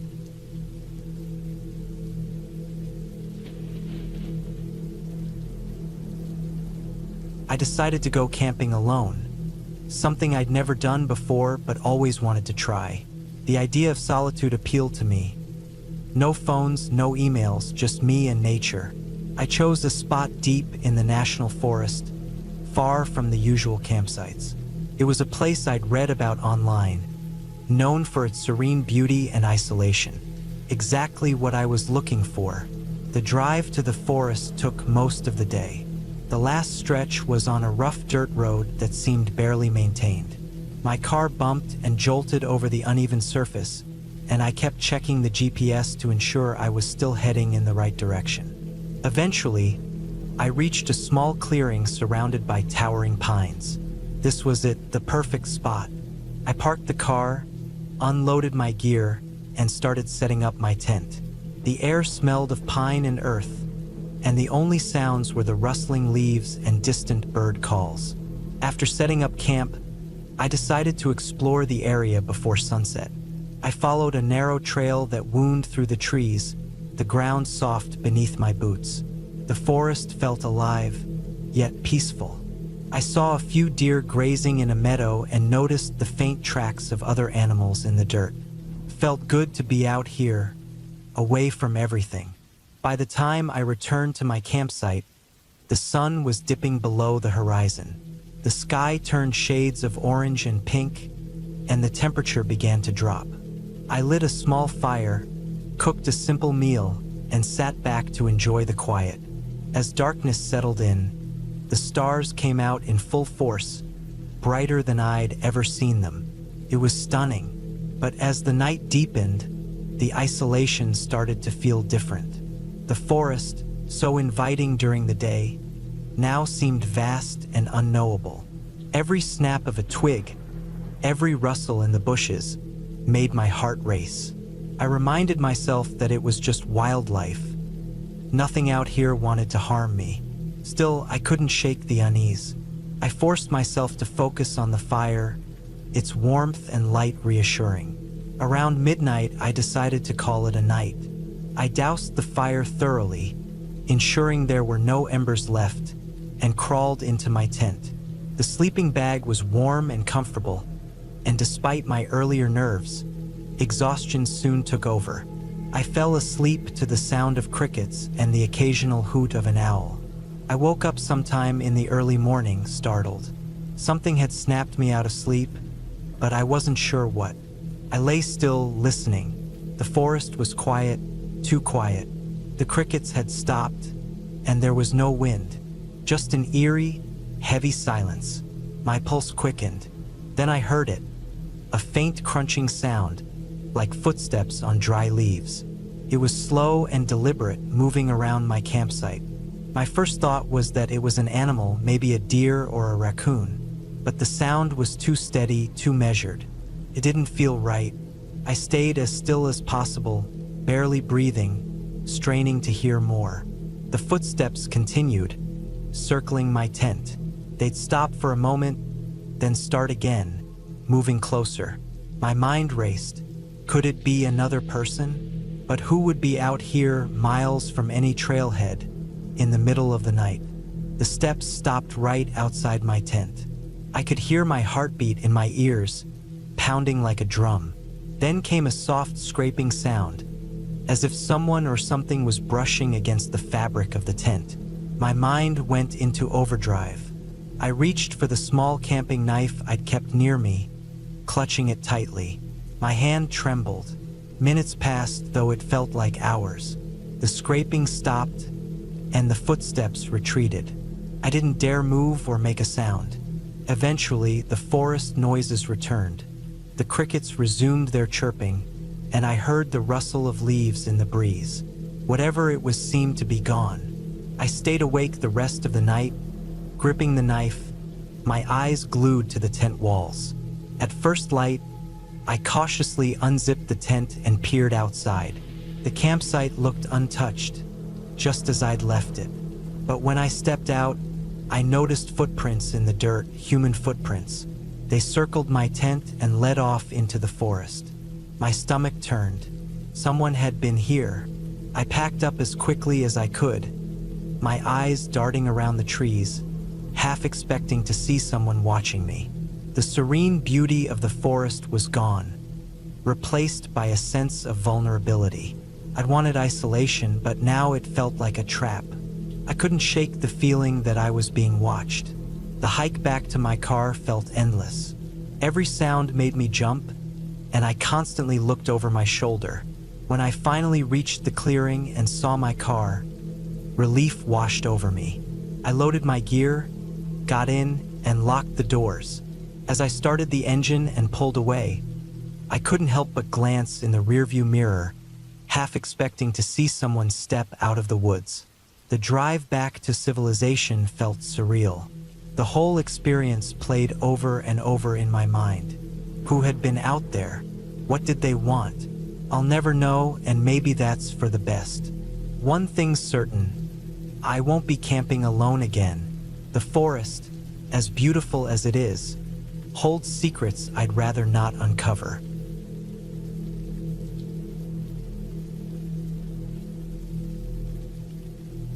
It started out as a normal camping trip. I had planned everything down to the last detail. The weather forecast looked promising. I had all my gear packed, and the spot I'd chosen was isolated, just how I liked it. A small clearing deep in the woods, about a 2-hour hike from where I could leave my car. I wanted solitude, a break from the humdrum of daily life, and a chance to reconnect with nature. The hike to the clearing was uneventful. The trail was slightly overgrown, but I had my GPS and a detailed map of the area. Birds chirped in the trees, and the occasional rustle of leaves hinted at wildlife moving about. I reached the clearing by early afternoon, set up my tent, and started gathering firewood. The spot was perfect. A flat patch of ground surrounded by tall pines, with a small creek nearby for water, felt peaceful, almost idyllic. By evening, I had a fire crackling, a simple meal cooking, and the satisfaction of being miles away from the nearest person. As the sun dipped below the horizon, the woods around me grew darker and quieter. The only sounds were the crackling of the fire and the distant hoot of an owl. I sat there, staring into the flames, enjoying the solitude. But as the hours passed, I began to feel off. It was a subtle thing at first, an uneasy sensation that I couldn't quite place. The forest around me seemed too quiet, as if all the nocturnal animals had decided to hold their breath. I shrugged it off, blaming my imagination, and crawled into my tent for the night. I woke up suddenly sometime in the middle of the night. First, I couldn't figure out what had woken me. The fire outside had burned down to embers, casting a faint orange glow. I lay still, listening. That's when I heard it. The faint crunch of footsteps on the forest floor. Someone or something was moving out there, just beyond the light of the dying fire. My heart pounded as I strained to hear. The footsteps were slow and deliberate, not the random scurrying of an animal. I reached for the hatchet I'd kept inside the tent with me, gripping it tightly. The footsteps stopped. I waited, every muscle in my body tense, but no other sounds came. After what felt like an eternity, I convinced myself it was just an animal passing through. I eventually fell back asleep, though it was a restless sleep. The next morning, I found something that made my blood run cold. Just a few feet from my tent, the ground was disturbed, scuffed up as if someone had been standing there. I couldn't shake the feeling that someone had been watching me while I slept. I checked the area thoroughly but found no other signs of intruders. Still, the unease lingered. I debated packing up and heading back to the car, but I'd come out here to get away, and I wasn't ready to cut the trip short. I spent the day exploring the surrounding woods, trying to shake off the strange feeling. The woods were dense, with thick undergrowth that made progress slow. I marked my path carefully to avoid getting lost. By the time I returned to camp, I felt a bit more at ease. The sunlight filtering through the trees had a way of making everything seem less threatening. That night, I made sure to build a larger fire and kept it well fed. I sat close to it, the warmth and light comforting against the encroaching darkness. But as the night wore on, the uneasy feeling returned. I found myself constantly glancing over my shoulder, my ears straining for any unusual sounds. It was around midnight when I heard it again. Footsteps. This time they were louder, closer. I froze, every nerve in my body on high alert. The footsteps stopped, then started again, circling the campsite. Whoever it was, they were staying just beyond the firelight, as if they knew exactly where the edge of the light ended. I called out, my voice shaky, but there was no response. The footsteps stopped again, and the silence was deafening. I sat there for hours, gripping my hatchet, staring into the darkness, but nothing happened. Eventually, exhaustion took over, and I dozed off in my chair by the fire. When I woke up, the sun was rising, casting long shadows through the trees. My fire had burned out completely, and the clearing felt eerily still. I checked the perimeter of my camp and found more signs of disturbance.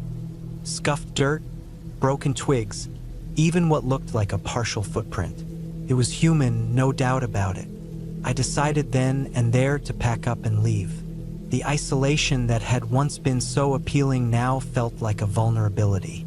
I hurriedly stuffed my gear into my backpack, doused the fire, and started back toward the trail.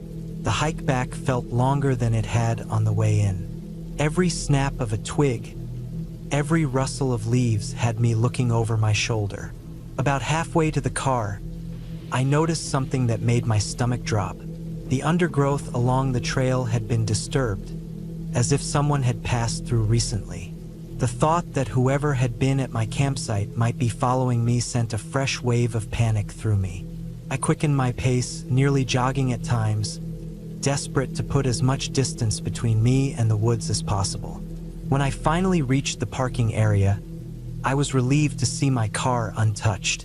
I threw my gear into the back, started the engine, and didn't look back as I sped down the dirt road. Even as I left the forest behind, the sense of unease lingered.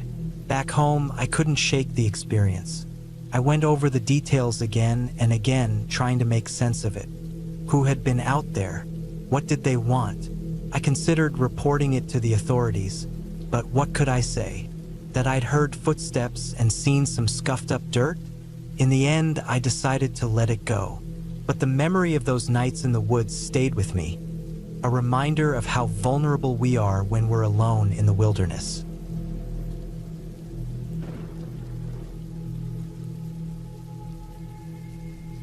I had been planning the camping trip for months. The idea was simple, a solo weekend in the woods to clear my mind. Work had been relentless, and I felt like I was suffocating in the city. I needed an escape, even if just for a few days. I chose a remote spot in a national forest about 3 hours from home. It wasn't a popular campground, which was exactly what I wanted. No crowds, no noise. Just me, the trees, and the quiet. I packed light but made sure I had the essentials. A sturdy tent, a sleeping bag rated for cold nights, plenty of food, water, a map, a compass, and my trusty multi-tool. I also brought a small first aid kit, a flashlight with extra batteries, and a portable phone charger. I knew there wouldn't be any cell service, but I figured it might come in handy if my phone's GPS could still pick up a signal. The drive out was uneventful. The further I got from the city, the lighter I felt. The air smelled fresher, the sky seemed bigger, and the hum of traffic was replaced by the occasional bird call. By the time I reached the gravel road leading to the trailhead, I was smiling for the first time in weeks. I parked my car in a small, unpaved lot. There were no other vehicles, which didn't surprise me. It was early spring, and the nights could still get pretty cold. Most people wouldn't venture out here until late May or June. I double-checked my gear, shouldered my pack, and started hiking. The trail was narrow but well-marked. It wound through dense pine forests, across a few small creeks, and eventually up into higher terrain. The scenery was stunning. Sunlight filtered through the trees, creating dappled patterns on the forest floor. I passed patches of wildflowers just starting to bloom and stopped to watch a family of deer grazing in a meadow. It felt like I had stepped into another world, one where deadlines and emails didn't exist. After about 3 hours of hiking, I reached the spot I had picked out on the map. It was a small clearing near a stream, surrounded by tall pines. The ground was soft with moss and pine needles, and the sound of the water was soothing. I set up my tent on a flat patch of ground and arranged my gear inside. Then I gathered some dry wood and built a small fire. By the time the sun started to set, I was sitting by the fire with a cup of instant coffee, feeling more relaxed than I had in months. The first night was uneventful. I fell asleep quickly, lulled by the sound of the stream and the crackling fire. I woke up once in the middle of the night, startled by a distant noise that sounded like a howl. Could have been a coyote or even just the wind. Either way, it didn't last long, and I drifted back to sleep. The next day, I decided to explore the area. I followed the stream for a while, stopping to take pictures of the scenery. The forest felt alive in a way I hadn't expected. I noticed the small things, the way the sunlight hit the water, the intricate patterns of lichen on the rocks, the sound of birds chirping high in the trees. It was exactly what I had come here for. Around midday, I found an old, overgrown trail that wasn't on my map. It looked like it hadn't been used in years. Curious, I decided to follow it. The trail was rough, with fallen branches and patches of thick undergrowth, but it was clear enough to follow. It led uphill, winding through dense forest, until it reached a small ridge. From there, I had a stunning view of the valley below. I could see my campsite in the distance, a tiny speck of color in the sea of green. I sat on a rock and ate lunch, enjoying the view. That's when I noticed the footprints. They were in the dirt near the edge of the ridge, partially obscured by leaves and pine needles. At first, I thought they might be animal tracks, but as I looked closer, I realized they were human. Barefoot by the looks of it. The prints were wide and deep, like whoever made them was heavy. They weren't fresh. The edges were soft, and a thin layer of pine needles had settled over them, but they still made me uneasy. I hadn't seen anyone else since I arrived. Who would be walking around out here without shoes? I told myself it was nothing. Maybe a hiker had passed through here months ago, or even last summer. The forest had a way of preserving things longer than you'd expect. Still, I couldn't shake the feeling that I was being watched. I packed up my lunch and headed back to camp, taking a different route to avoid the old trail. The rest of the day passed quietly.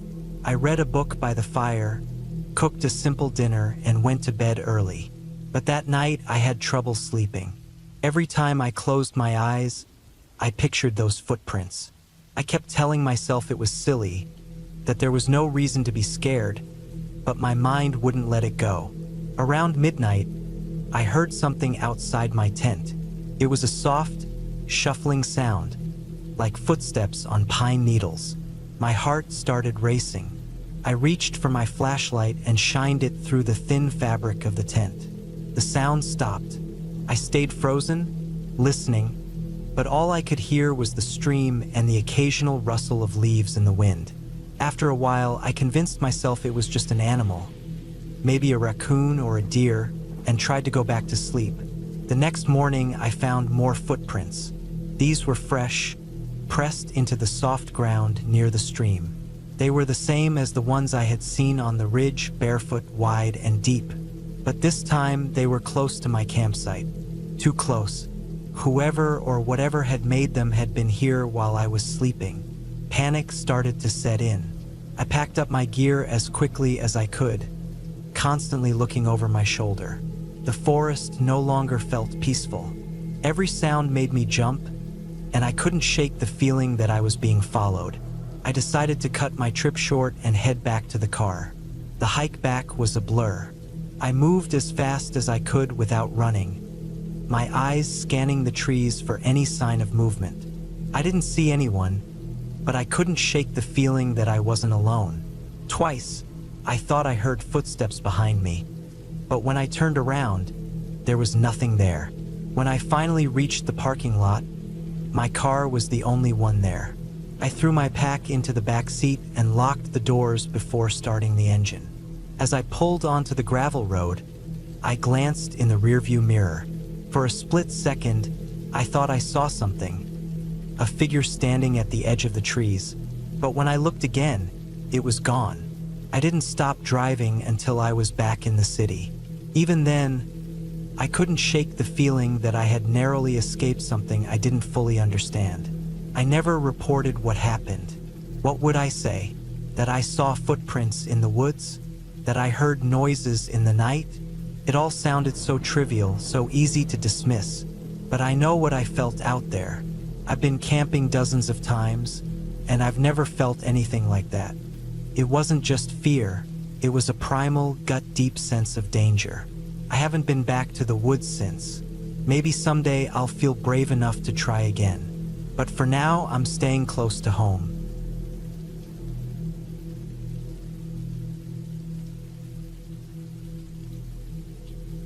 I never thought camping alone would be a problem. I've always been the type of person who loved being outdoors, far from the city's constant hum. The mountains had always been my escape. They were peaceful, quiet, and made me feel small in the best way possible. I'd done solo camping trips before, so when I decided to head out for a long weekend in the woods, I didn't give it a second thought. I packed my gear, made sure I had plenty of food and water, and drove a few hours to a trailhead I'd been eyeing for months. The spot I chose wasn't exactly remote, but it wasn't crowded either. It was late autumn, and most people had already called it quits for the season. The trail was covered in a thick layer of fallen leaves, and the air smelled damp and earthy. The trees were mostly bare, their branches stretching toward the gray sky like skeletal fingers. I felt that familiar thrill of being alone with nature, and I hiked for hours without seeing a single soul. I'd planned to set up camp by a small lake I'd marked on my map. When I arrived, the water was perfectly still, reflecting the overcast sky. The surrounding area was quiet. Too quiet, maybe, but I brushed off the uneasy feeling that crept up my spine. I told myself I was just being paranoid. After all, I was alone, and that's what I wanted. I pitched my tent near the water, gathered some firewood, and started a small fire.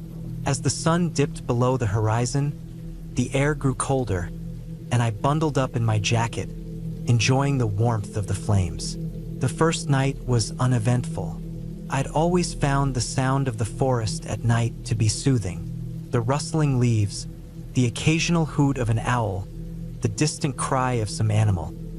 It all blended together into a kind of natural symphony. I slept well and woke up early the next morning, ready to explore the area. The second day was just as quiet as the first. I hiked around the lake, took some photos, and even tried a bit of fishing, though I didn't catch anything. By late afternoon, I decided to gather more firewood before it got dark. That's when I noticed something odd.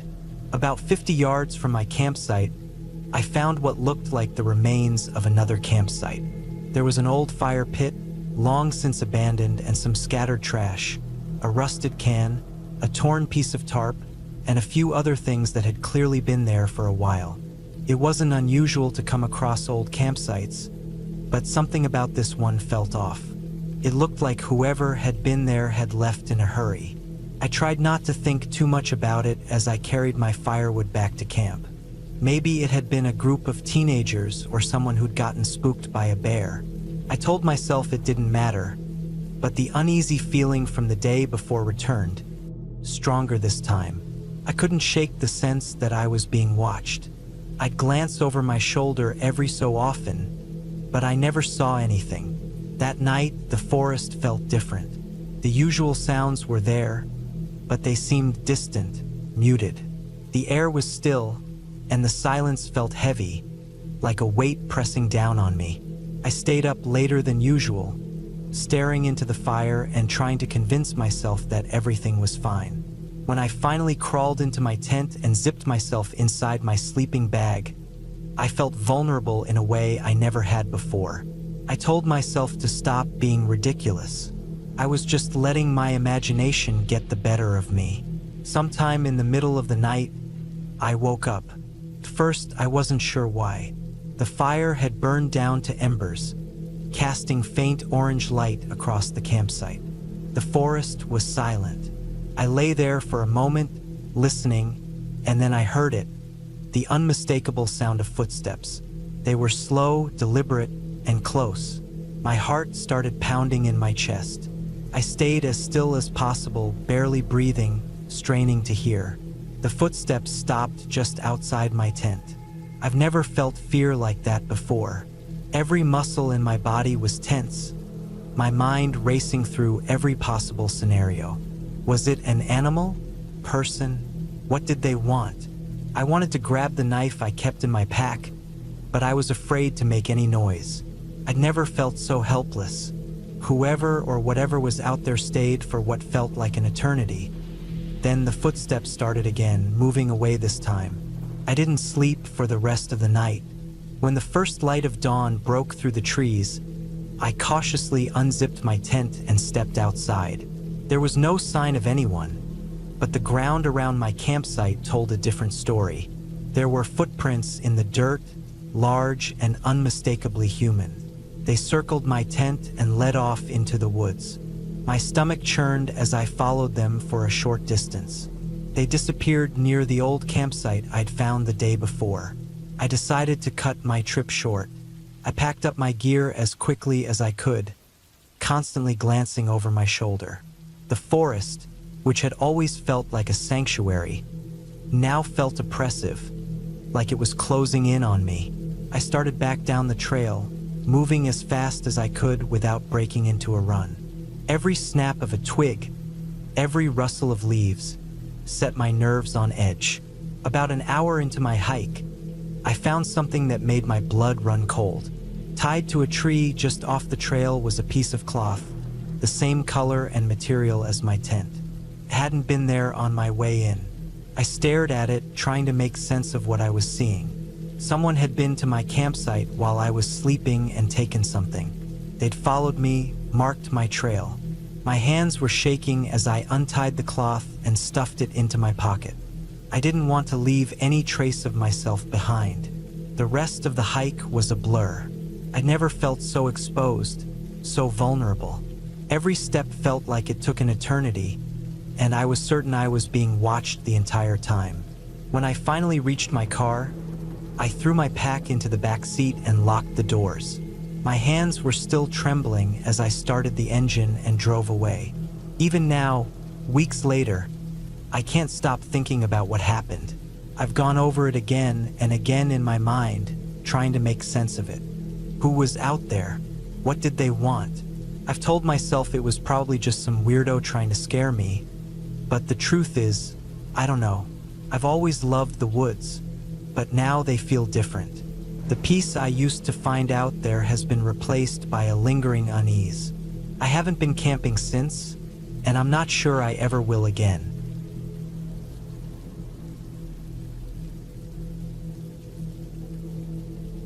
I've always enjoyed camping. There's something about being in the middle of the woods, surrounded by the stillness of nature, that helps me clear my mind. I'd planned a weekend trip to a secluded spot I'd read about online. It wasn't a popular camping ground. No designated trails, no marked campsites, just wilderness. Perfect for someone like me who wanted to escape the noise of everyday life. I packed my gear meticulously. Tent, sleeping bag, food, water, a small first aid kit, and tools. I double-checked everything, ensuring I had enough supplies for 2 days. I'd planned to hike about 6 miles into the woods to a clearing by a stream. The directions seemed straightforward. Follow the old logging road, take a left at a large oak tree with a split trunk, then continue until I reached the clearing. I'd also downloaded a map of the area just in case. The drive to the forest took a little over 2 hours. By the time I arrived, it was late morning. The air was crisp, the kind that fills your lungs and reminds you you're far from city pollution. I parked my car at the edge of the logging road, slung my pack over my shoulders, and set off. The hike started off easy. The logging road was wide and relatively flat. Leaves crunched under my boots, and the occasional rustle of animals in the underbrush reminded me I wasn't entirely alone. About an hour in, I found the oak tree. It was hard to miss. The split trunk looked like a giant Y, and its size dwarfed the surrounding trees. I veered left, leaving the road behind. The trail, if you could call it that, was narrow and overgrown. Branches snagged at my sleeves, and I had to step over fallen logs and rocks. The deeper I went, the quieter it became. The only sounds were the occasional chirp of a bird and the steady rhythm of my footsteps. It was peaceful, but there was an edge to it, a kind of silence that made me hyper-aware of every little sound I made. After another hour of hiking, I reached the clearing. It was just as described, a flat patch of grass surrounded by tall trees, with a stream cutting through the middle. I set my pack down and took a moment to catch my breath. The spot was perfect. The stream's gentle gurgling was the only noise, and the canopy above provided enough shade to keep things cool without blocking too much sunlight. I pitched my tent near the stream, careful to avoid the few spots where the ground seemed too damp. Setting up camp didn't take long, and soon I was sitting on a log, eating a sandwich I'd packed. The afternoon passed quickly. I spent some time exploring the area, gathering firewood, and just soaking in the solitude. By the time the sun began to set, I had a small fire going and was heating up a can of soup. Night in the woods is different. The darkness feels heavier, and the noises, or lack thereof, take on a new significance. I'd expected the usual nighttime sounds, crickets, frogs, maybe an owl. But as the hours ticked by, it was eerily quiet. The kind of quiet that's unnatural.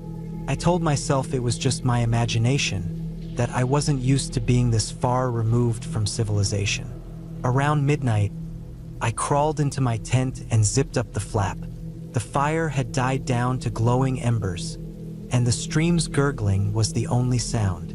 I lay in my sleeping bag, staring at the tent's ceiling, trying to fall asleep.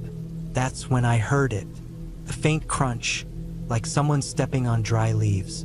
My first thought was animals, maybe a deer or a raccoon. I listened closely, straining to hear over the sound of my own heartbeat. Another crunch, closer this time. It wasn't a steady rhythm like a four-legged animal would make. It was deliberate, slow, like footsteps. I sat up, my breathing shallow. I reached for the small flashlight I'd left by my side and clicked it on.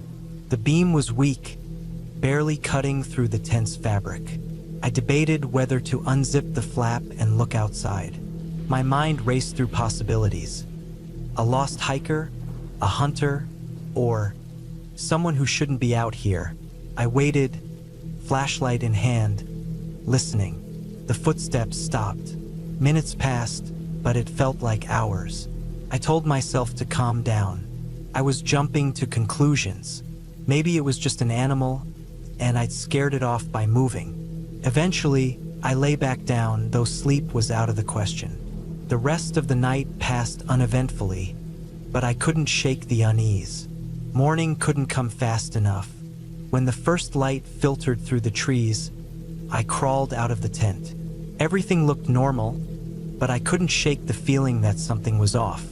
I walked the perimeter of the clearing, looking for any signs of an intruder. Near the edge of the clearing, I found them. Footprints. Human footprints. They were faint but unmistakable, leading from the woods to a spot just outside my tent. And then they stopped. My stomach churned. Someone had been here, watching me. The logical part of my brain tried to rationalize it. Maybe they'd gotten lost and stumbled upon my camp. But why didn't they call out? Why didn't they approach? I decided to cut my trip short. I packed up my gear quickly, my eyes darting to the tree line every few seconds. The hike back felt longer than it had the day before. Every snap of a twig made me jump. I kept looking over my shoulder, half expecting to see someone following me.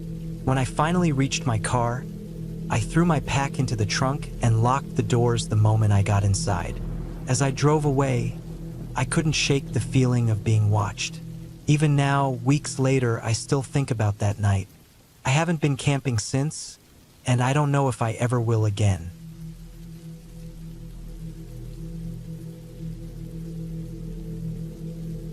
I've always loved camping. It's the kind of solitude that city life just doesn't offer. The crisp air, the quiet of the forest, the distant rustling of leaves. All of it made me feel alive. But after what happened last summer, I haven't been able to set foot in the woods again. It started as a solo trip. I'd done plenty of those before without any issues. This time, I chose a remote area in the Rockies. It wasn't a well-known camping spot. More of a backcountry area where you wouldn't run into another person for miles. That's exactly what I wanted.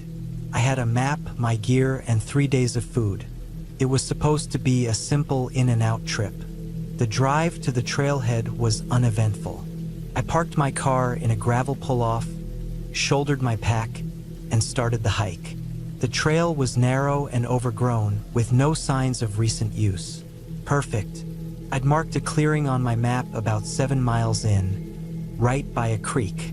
That would be my campsite for the first night. The hike took longer than I expected.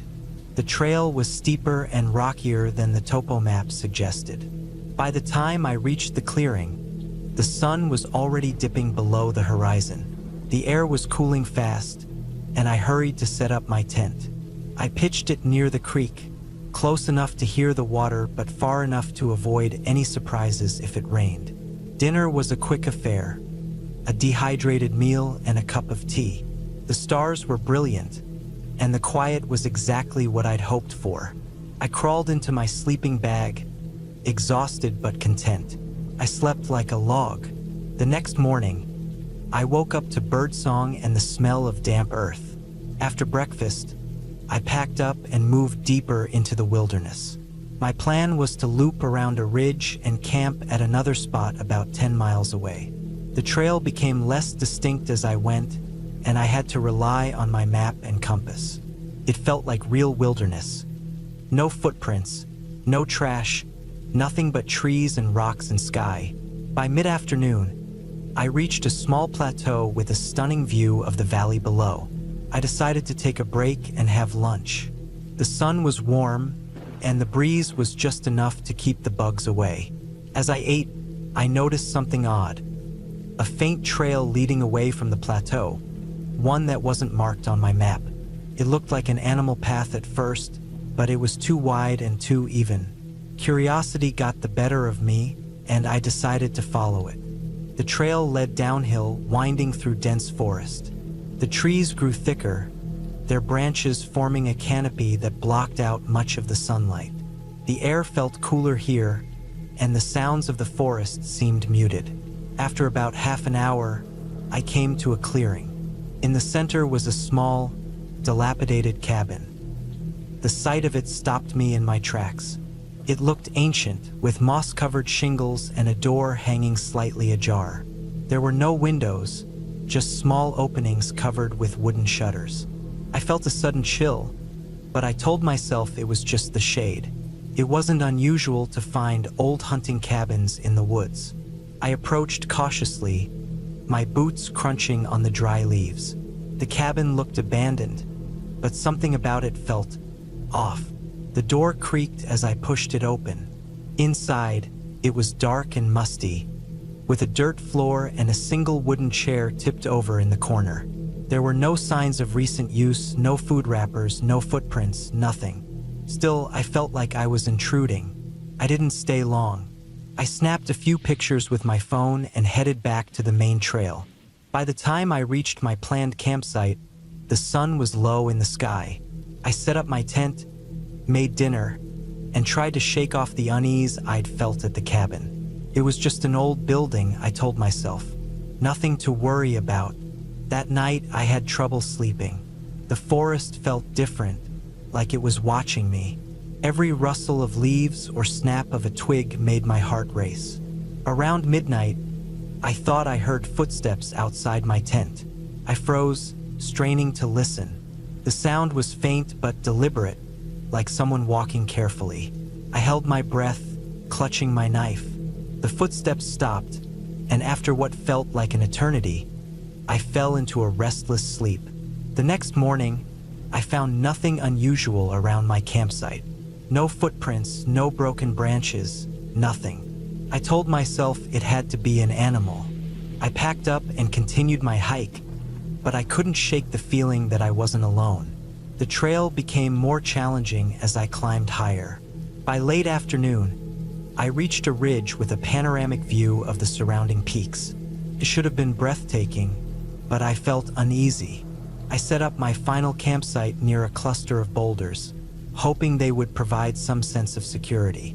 As I cooked dinner, I noticed movement out of the corner of my eye. I turned quickly, but there was nothing there, just trees and shadows.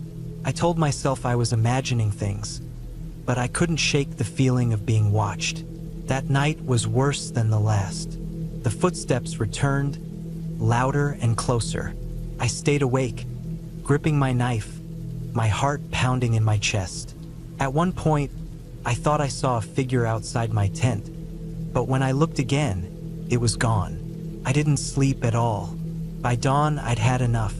I decided to cut my trip short and head back to the trailhead. The hike down was grueling, and I felt like I was being followed the entire way. Every so often, I'd stop and listen, but the forest was silent, too silent. When I finally reached my car, I felt a wave of relief. I threw my pack in the back seat and started the engine. As I drove away, I glanced in the rearview mirror. For a split second, I thought I saw someone standing at the edge of the trees, watching me. But when I looked again, there was nothing there. I don't know what I experienced out there. Maybe it was my imagination, or maybe it was something more. All I know is that I haven't been camping since, and I'm not sure if I ever will.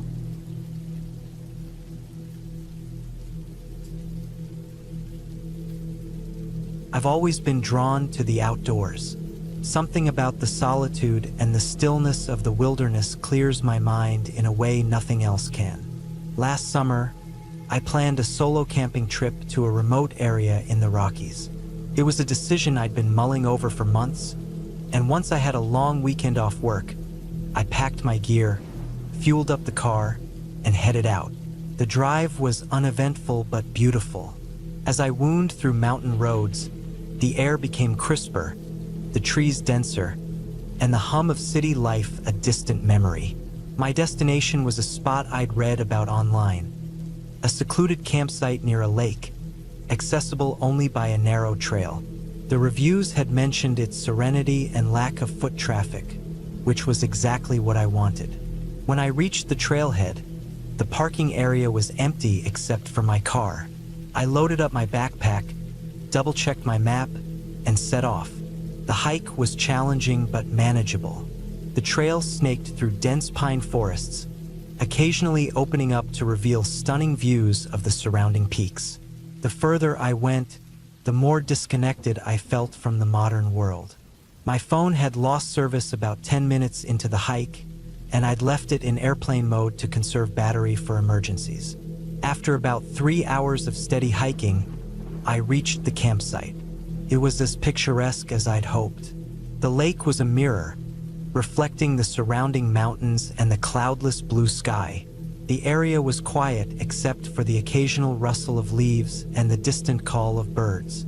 I chose a spot a little way back from the water, surrounded by tall pines, and began setting up my tent. The process was familiar.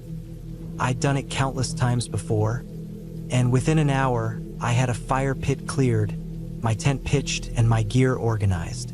As the sun dipped behind the mountains, the temperature began to drop. I built a small fire and cooked a simple meal.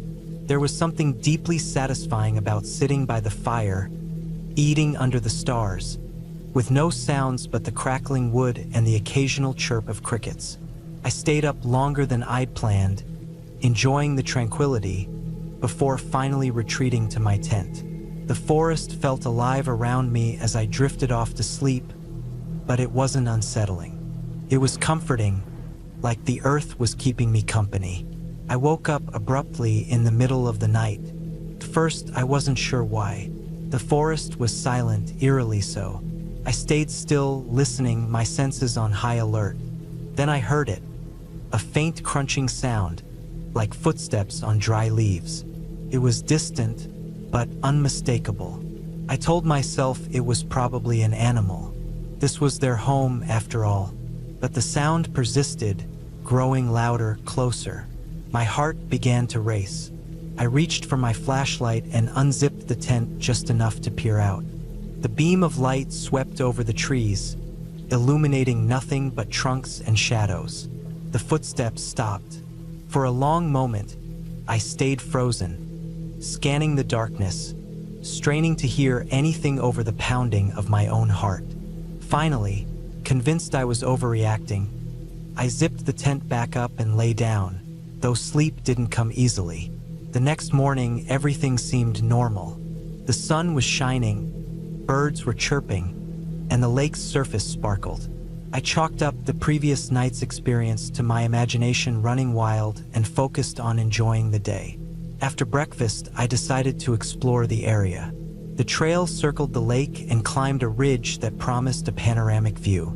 As I walked, I couldn't shake the feeling that I wasn't alone. Every so often, I'd hear a rustle in the bushes or the snap of a twig.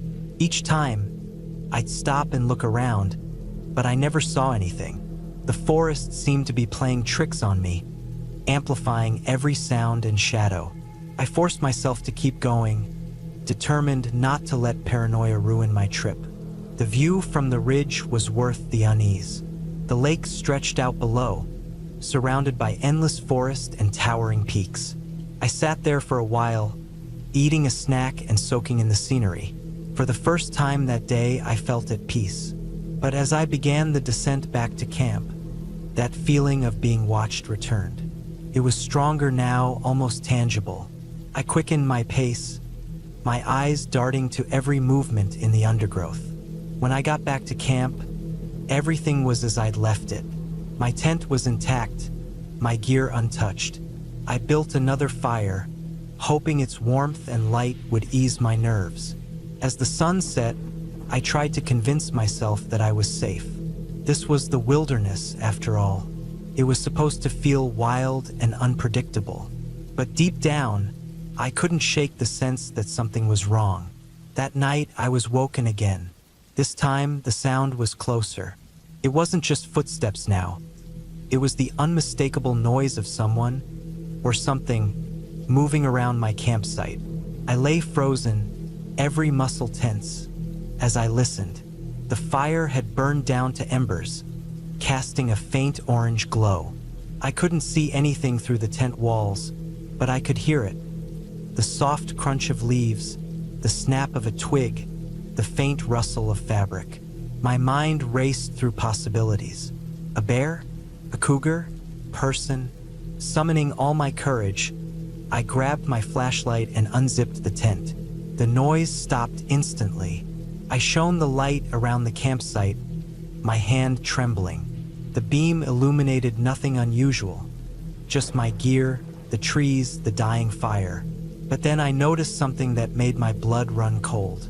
The ground near the fire pit, where I'd smoothed out the dirt the day before, was covered in fresh footprints. Human footprints. They weren't mine. They were larger, heavier, and they circled my tent. Panic set in. I doused the fire with water, packed up my essentials as quickly and quietly as I could, and decided to hike back to the trailhead immediately. Staying felt like a risk I wasn't willing to take. The trail was treacherous in the dark, but I had a headlamp and enough adrenaline to keep me moving. The hike back was the most harrowing experience of my life. Every sound seemed amplified, every shadow a threat. I kept glancing over my shoulder, convinced I was being followed. Several times, I thought I saw movement in the trees, but when I stopped to look, there was nothing there. My heart pounded relentlessly, my breathing shallow and ragged. The forest, which had felt so inviting during the day, now felt like a predator's lair. When I finally reached the trailhead, the sight of my car was almost overwhelming. I threw my pack in the trunk, locked the doors, and started the engine. As I drove away, I kept checking the rearview mirror, half expecting to see someone emerge from the trees. But the road remained empty, and the only sounds were the hum of the engine and my own racing thoughts. It wasn't until I was miles away, back in cell service range, that I allowed myself to relax. I pulled over and called a friend, recounting the entire experience. They suggested I report it to the local authorities, which I did. A ranger later told me that while the area was generally safe, there had been occasional reports of suspicious activity in remote campsites. They promised to check it out, but I never heard back. That trip changed the way I see the wilderness. I still love the outdoors, but I've become more cautious. I never camp alone anymore, and I always make sure someone knows exactly where I'm going and when I'll be back. The wilderness is beautiful, but it's also unpredictable. You never really know what's out there or who.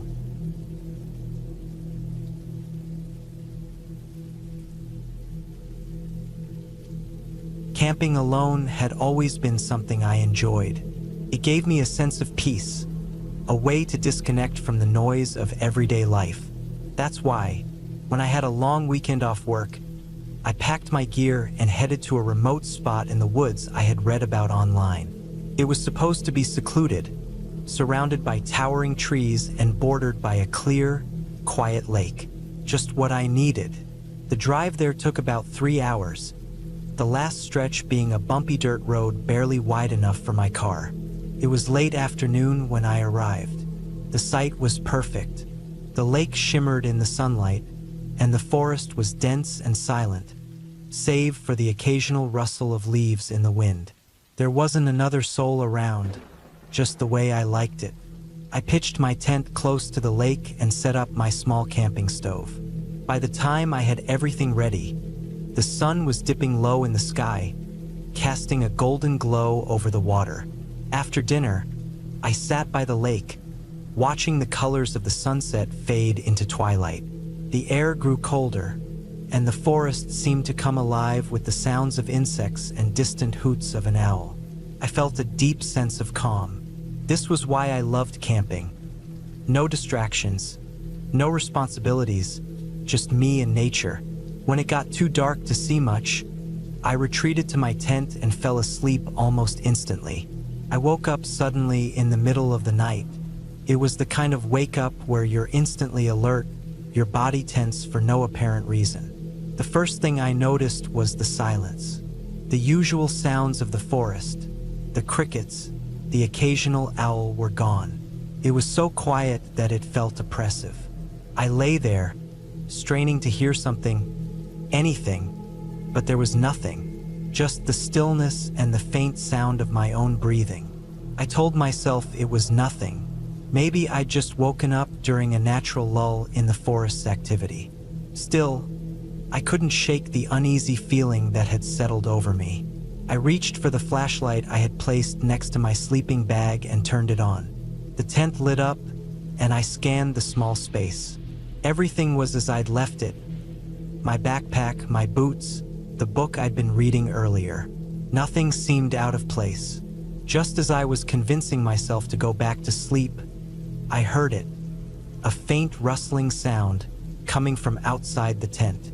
My heart started pounding. Could have been anything, I told myself.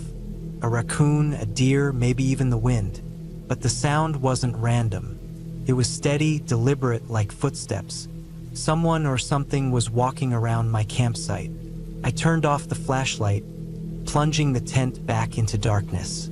I didn't want whoever was out there to know I was awake. My mind raced. Should I call out? Let them know someone was here? Or should I stay quiet and hope they'd leave? I decided on the latter. If it was an animal, it would eventually lose interest and go away. If it was a person, well, I wasn't ready to confront that possibility yet. The footsteps grew louder, closer. They circled the tent, slow and methodical. I held my breath, trying to make myself as small and silent as possible. I could see the faint outline of shadows moving outside the tent, but the moonlight wasn't strong enough to make out any details. Whoever or whatever it was stopped right in front of the tent. I could hear them breathing, heavy and deliberate. My heart was racing so fast I thought it might give me away. After what felt like an eternity, the footsteps started again, moving away this time. I waited until I couldn't hear them anymore, then waited some more, just to be sure. When I finally worked up the courage to unzip the tent and peek outside, there was no one there. The campsite looked exactly as I'd left it, except for one thing. My backpack, which I'd left near the entrance of the tent, was gone. I felt a mix of fear and anger. Someone had been here, someone had taken my stuff. But why? And more importantly, were they still around? I debated packing up and leaving right then and there, but the idea of wandering through the woods in the dark wasn't appealing. I decided to wait until morning.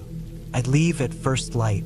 The rest of the night was a blur of half-sleep and paranoia. Every little sound made me jump, and I kept imagining I heard footsteps again. When dawn finally broke, I was out of the tent in minutes, hastily packing up what was left of my gear. I was relieved to see my car still parked where I'd left it. Whoever had taken my backpack hadn't touched it. I drove away, feeling a sense of relief as the campsite faded in my rearview mirror. But the experience stayed with me. Who had been out there? Why had they taken my backpack? And what would have happened if I'd confronted them? I never got the answers to those questions, but I know one thing for sure. I won't be camping alone again anytime soon.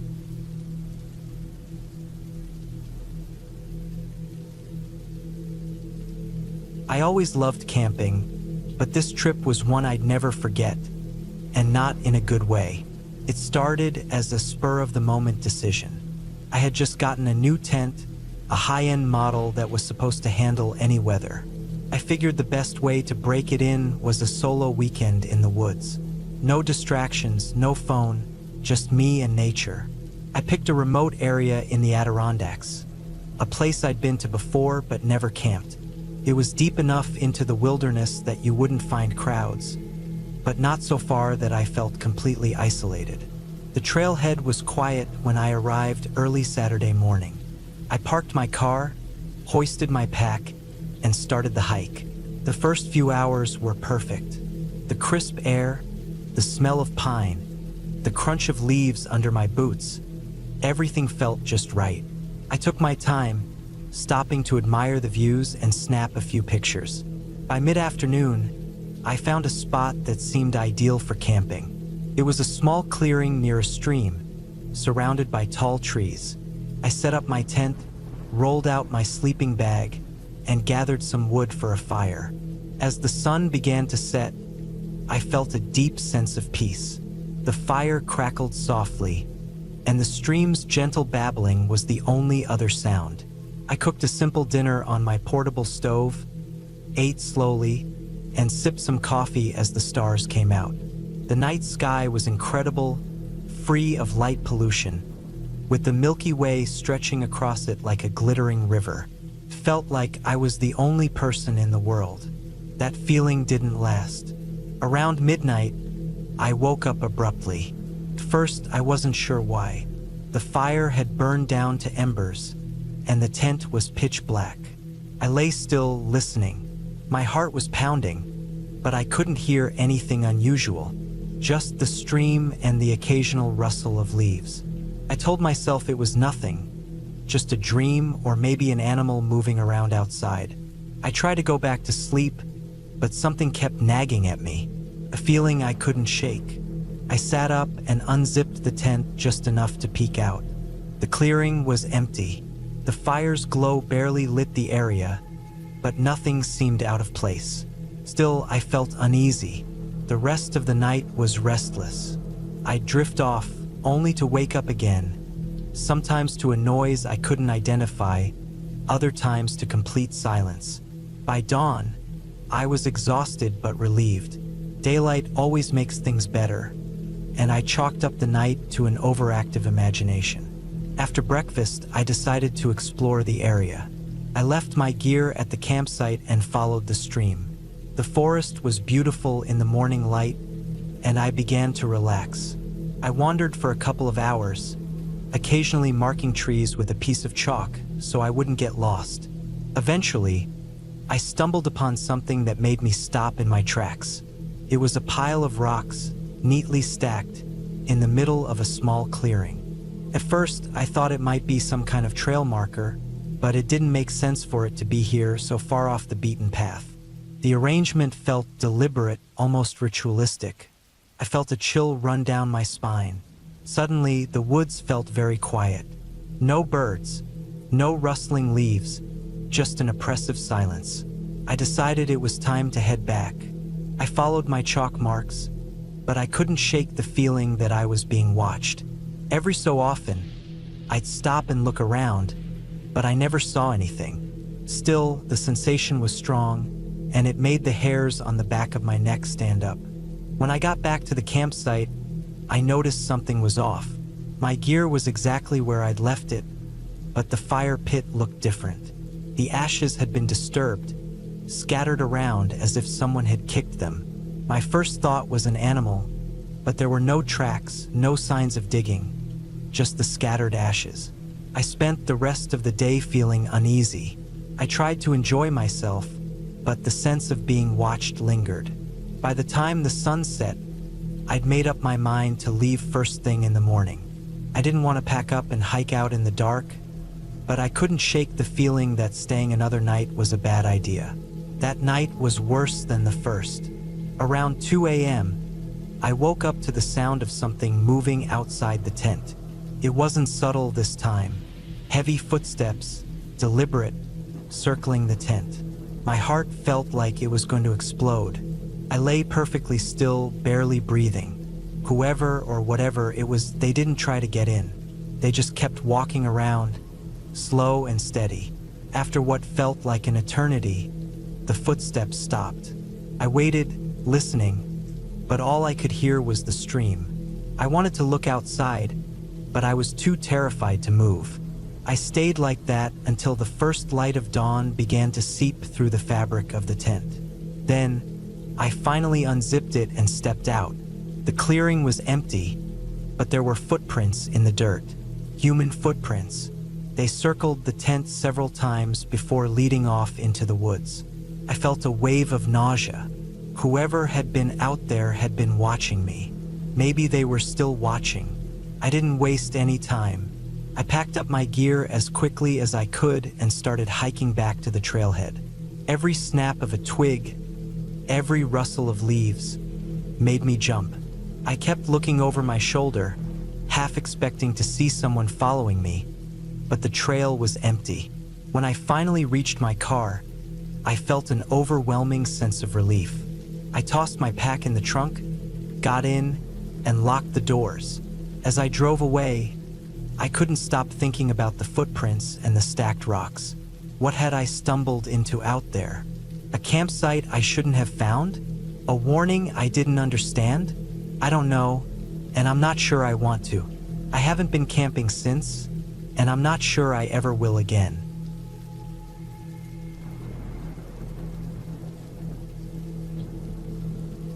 The decision to camp alone in a remote part of the forest seemed like a good idea at the time. I needed some peace, a break from the constant noise of city life, and a chance to clear my head. I'd planned everything down to the smallest detail. I chose a spot about 10 miles into a national park I'd read about online, away from the main trails and any signs of civilization. I packed my gear: a tent, sleeping bag, food, water, a small first aid kit, and a basic map of the area, the essentials for a weekend away. The drive to the trailhead took about 3 hours. It was early morning, and the weather was perfect, cool and crisp with a clear blue sky. I parked my car in the designated lot, locked it up, and shouldered my pack. The trail was quiet, and I only passed a few other hikers heading in the opposite direction. After about 2 hours of walking, I reached a fork in the trail. One path was well trodden and marked with signs, but the other was overgrown and barely visible. This was the direction I had planned to take, off the beaten path. The forest grew denser as I made my way deeper into the woods. The air smelled of pine and damp earth, and the sunlight barely filtered through the canopy. I checked my map frequently, ensuring I stayed on course. By mid-afternoon, I found a clearing near a small stream, an ideal spot to set up camp. The ground was flat, and the sound of the running water was calming. I pitched my tent, unrolled my sleeping bag, and set up a small fire pit. Everything felt right. I felt alone but not lonely, just the way I wanted it. As the sun dipped lower in the sky, I prepared a simple dinner of dehydrated food and sat by the fire, enjoying the warmth. The forest came alive with sounds: the rustle of leaves, the occasional call of a bird, and the distant hoot of an owl. It was peaceful, almost too peaceful. I reminded myself that this was exactly what I'd come for. The first night passed without incident. I slept soundly, waking only once to the sound of something moving outside my tent. Probably a deer or a raccoon, I thought, and I drifted back to sleep. The next morning, I felt refreshed and ready to explore the area. I left most of my gear at the campsite and ventured further into the woods with just my map, a bottle of water, and a small snack.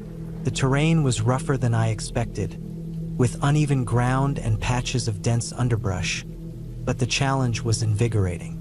After a few hours of hiking, I stumbled upon something unusual. It was a small, makeshift shelter made of branches and leaves, partially hidden by a thicket. It looked old, like it had been abandoned for years. Curious, I approached it cautiously. Inside, I found remnants of a fire and some rusted tin cans. It didn't seem like a recent campsite, but the sight of it gave me an uneasy feeling. Who had built it and why had they left? I decided not to linger and headed back to my camp. When I returned, the sun was already low in the sky. As I approached my tent, I noticed something odd. The flap was unzipped, even though I was sure I'd closed it before I left. My heart sank. I checked my gear.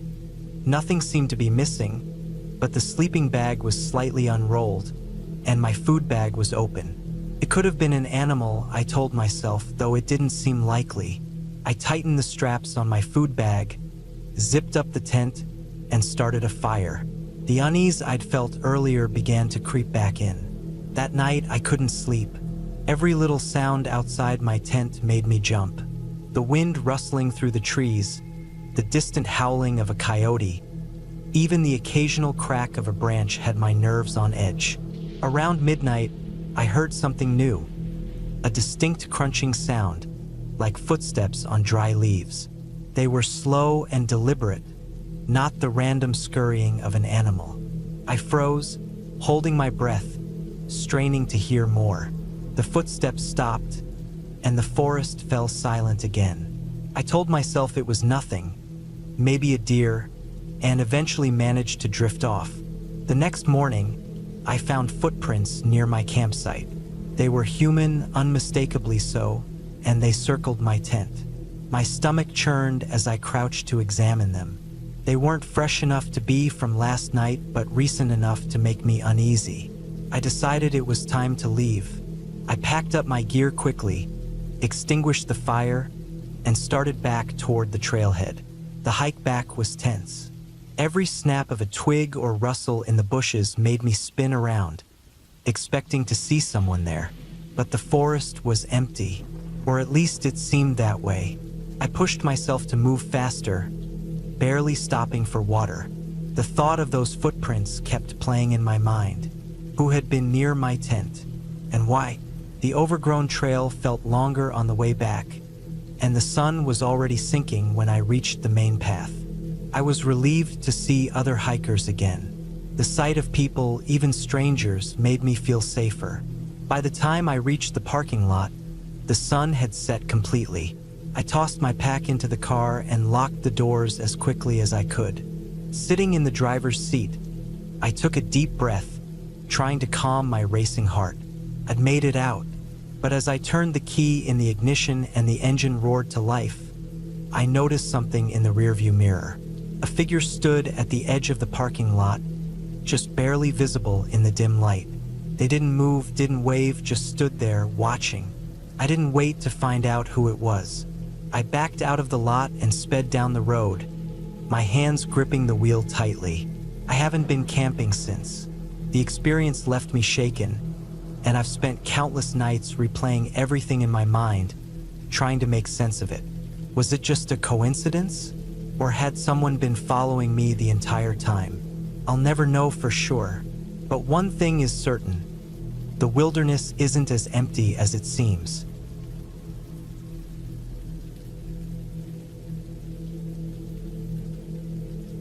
I've always enjoyed solo camping trips.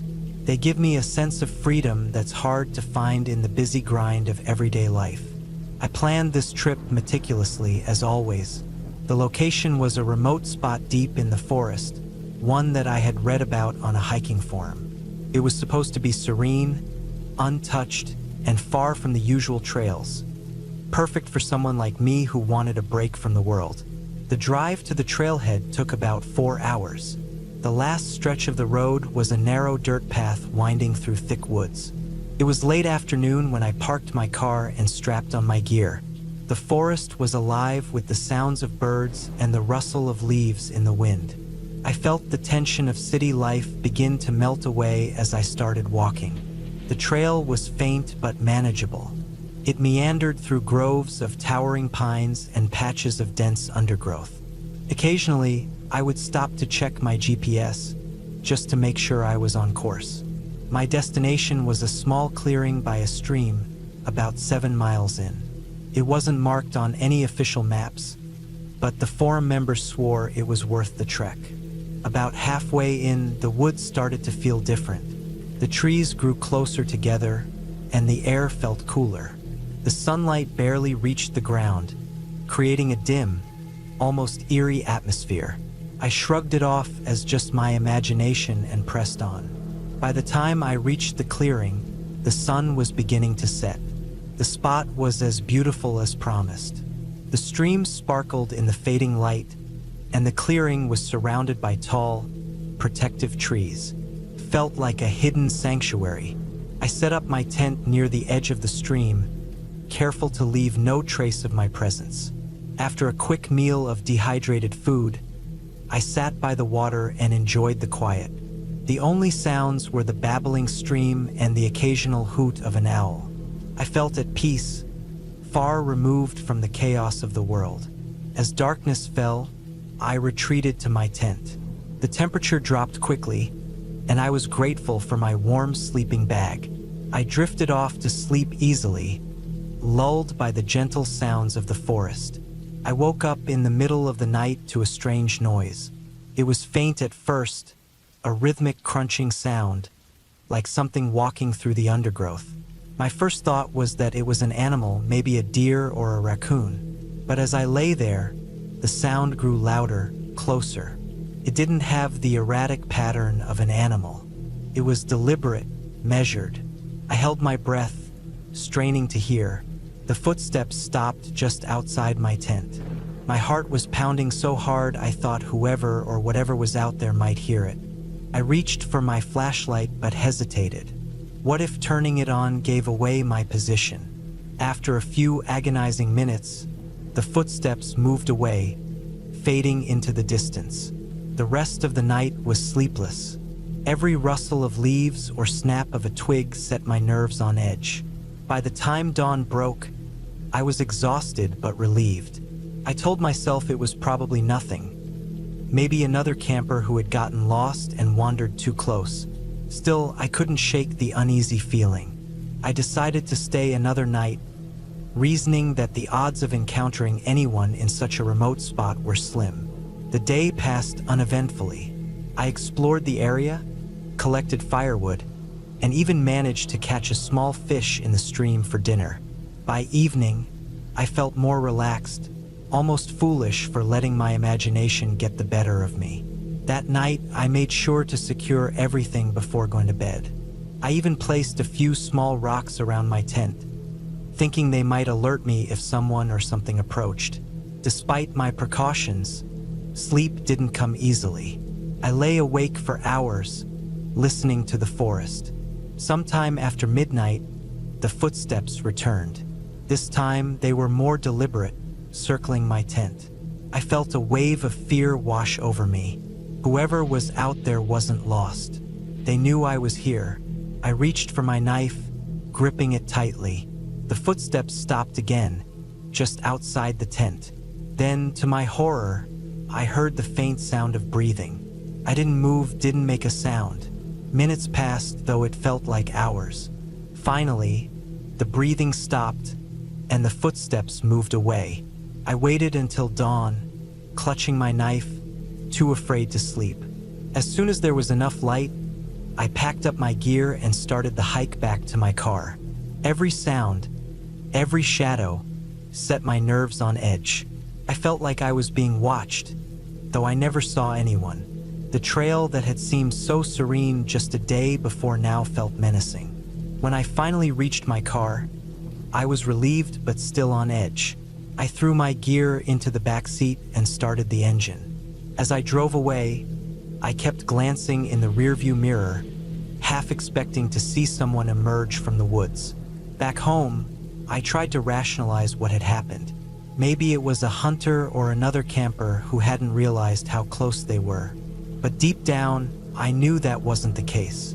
Whoever was out there had been watching me, studying me. They had waited until the dead of night to approach, knowing how vulnerable I would be. I haven't been camping since. The forest, once a place of peace and solitude, now feels like a place of unseen dangers.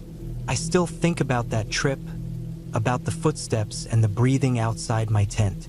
I'll probably never know who or what it was, and maybe that's for the best. Some questions are better left unanswered.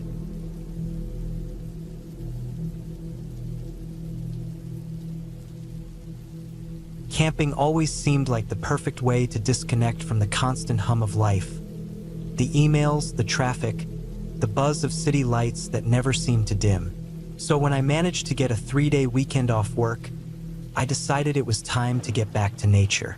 I found a spot in a remote area of a national forest, a place that promised solitude and untouched beauty.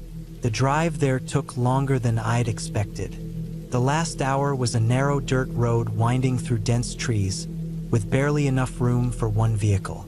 I hadn't seen another car or person for miles. That was the point, though, right? To get away from everyone and everything. The quiet was almost unnerving, but I told myself that was the city talking. I was just out of my element. I arrived mid-afternoon and parked my car at the designated lot. A small clearing with space for maybe 3 vehicles. It was empty. My destination was about 2 miles away, accessible only by foot. I loaded my pack with everything I'd need. A lightweight tent, sleeping bag, food, water, and a map. I'd opted to leave my phone behind, figuring it wouldn't have reception anyway. Besides, I wanted to be completely off the grid. The hike to the campsite was beautiful but challenging. The trail was overgrown in places, and I had to duck under low branches and push through brambles. Occasionally, I stopped to catch my breath and listen. The forest was alive with sound. Birds chirping, leaves rustling in the breeze, the distant gurgle of a stream. It was peaceful, but there was an edge to it, a sense that I was a visitor in a place where I didn't quite belong. By the time I reached the site, the sun was already dipping low. The campsite was a small clearing surrounded by towering pines. It had a fire ring made of stones and enough flat ground to pitch my tent. I set to work quickly, knowing daylight was limited. First, I pitched the tent, making sure it was secure. Then I gathered firewood from the surrounding area and arranged it in the fire ring. By the time I lit the fire, the sky had turned a deep orange, and the air was cooling rapidly. Dinner was simple. A can of chili heated over the fire. As I ate, the forest grew darker, and the sounds around me shifted. The birds quieted, replaced by the occasional hoot of an owl or the distant snap of a twig. I'd always found it fascinating how alive the forest became at night, but sitting there alone, every sound felt magnified. I reminded myself that it was just wildlife, nothing to worry about. After dinner, I sat by the fire, staring into the flames. I hadn't realized how much I'd needed this, the quiet, the simplicity. My thoughts drifted, and for a while I felt at ease. But as the fire began to die down, a prickling sensation crept over me. Felt like I was being watched. I glanced around, but the darkness beyond the firelight was impenetrable. Telling myself I was just imagining things, I stoked the fire and stayed up a bit longer before finally retreating to my tent. Inside, I zipped the door shut and crawled into my sleeping bag. The ground was hard, but I'd expected that. What I hadn't expected was how exposed I'd feel. The thin walls of the tent offered no real protection, and every rustle outside seemed amplified. I told myself it was just the wind or small animals, but sleep didn't come easily. I drifted off only to wake up several times, heart pounding, certain I'd heard something outside. Each time, I lay still, listening until exhaustion finally pulled me under. The next morning, the forest seemed less intimidating. Sunlight filtered through the trees, and the air was crisp and cool. I decided to spend the day exploring. I brought a map of the area, and there was a small lake about a mile from the campsite that I wanted to check out. I packed some snacks and set off, following a faint trail that wound deeper into the forest. The hike was uneventful at first. The trail was narrow and overgrown, but I managed to follow it without much trouble. The forest was dense, the trees towering above me like ancient sentinels. Occasionally, I'd hear the rustle of something moving in the underbrush, but it always darted away before I could see what it was. I told myself it was just squirrels or birds. When I reached the lake, it was worth the trek. The water was crystal clear, reflecting the sky and surrounding trees like a mirror. I sat by the shore, eating my snacks and soaking in the view. For the first time since arriving, I felt completely at ease.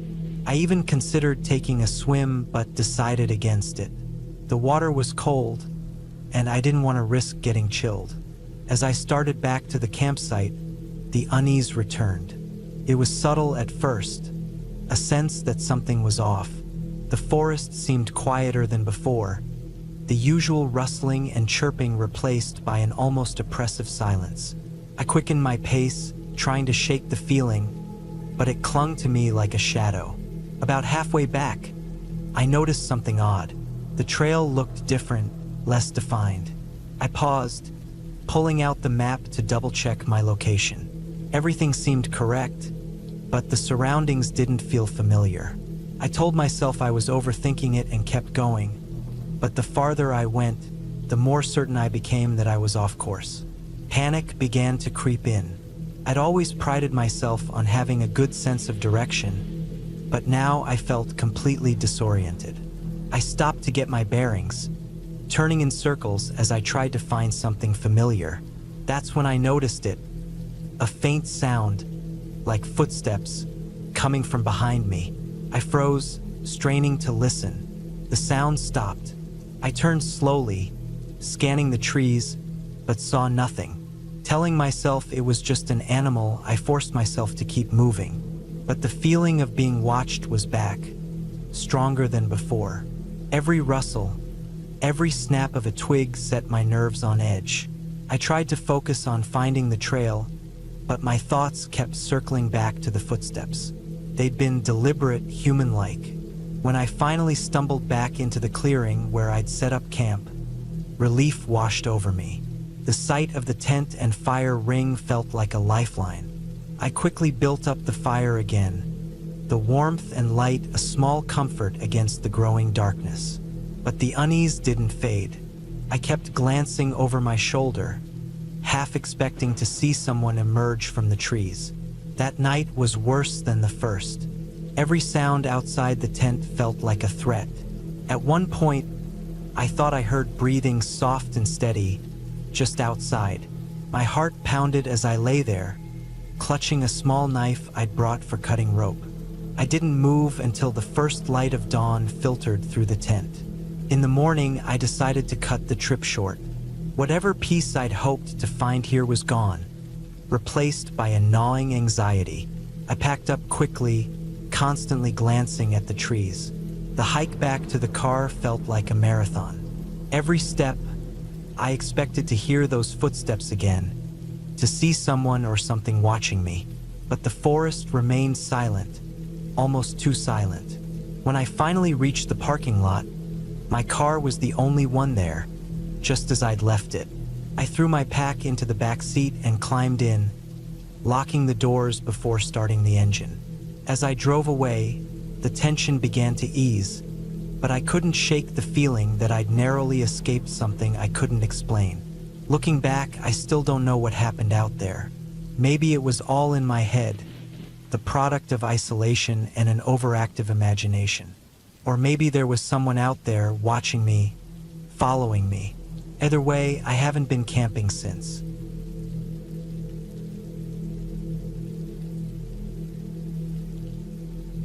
When I planned my solo camping trip to the backcountry of Wyoming, I envisioned peaceful evenings by the fire, the quiet hum of nature, and mornings filled with crisp mountain air. It was late September, just before the first heavy snowfall, and the area I had chosen was remote. Exactly what I wanted. I craved solitude, a break from my noisy city life. The journey began as expected. I parked my car at the trailhead, double-checked my gear, and set off into the wilderness. The trail was rugged but manageable, winding through thick pine forests and open meadows dotted with golden autumn leaves. I carried enough supplies for 4 days and had a detailed map of the area. My plan was to hike deep into the backcountry, set up camp near a secluded lake, and spend my days exploring the untouched landscape. By the afternoon of the first day, I reached the lake. It was even more beautiful than I had imagined. The water was crystal clear, reflecting the surrounding peaks and the bright blue sky.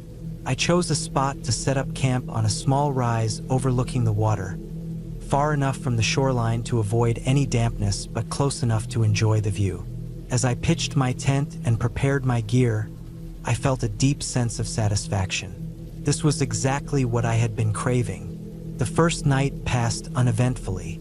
I cooked a simple meal on my portable stove, watched the stars for a while, and then crawled into my sleeping bag. The only sounds were the gentle rustling of leaves and the occasional hoot of an owl. I slept deeply, feeling at ease. The next day, I explored the area around the lake. I followed animal trails through the forest, stumbled upon a small waterfall, and even spotted a herd of deer grazing in a distant meadow. The isolation was invigorating. I felt like the only person on Earth, surrounded by nothing but nature's raw beauty. It was on the second evening that I noticed something strange. As I was cooking dinner, I thought I heard a faint rustling in the trees behind my campsite. At first, I dismissed it as the wind or an animal. But then it happened again, louder this time. I stood still, listening intently. The sound stopped, and the forest fell silent. I scanned the tree line but saw nothing unusual. Still, an uneasy feeling settled in my gut. I reminded myself that animals were common in this area, and it was probably just a deer or a raccoon. To be cautious, I made sure to store my food in a bear canister and placed it a good distance from my tent. I built a small fire and sat by it for a while, trying to shake off the sense of unease. Eventually, I convinced myself that I was overreacting and went to bed.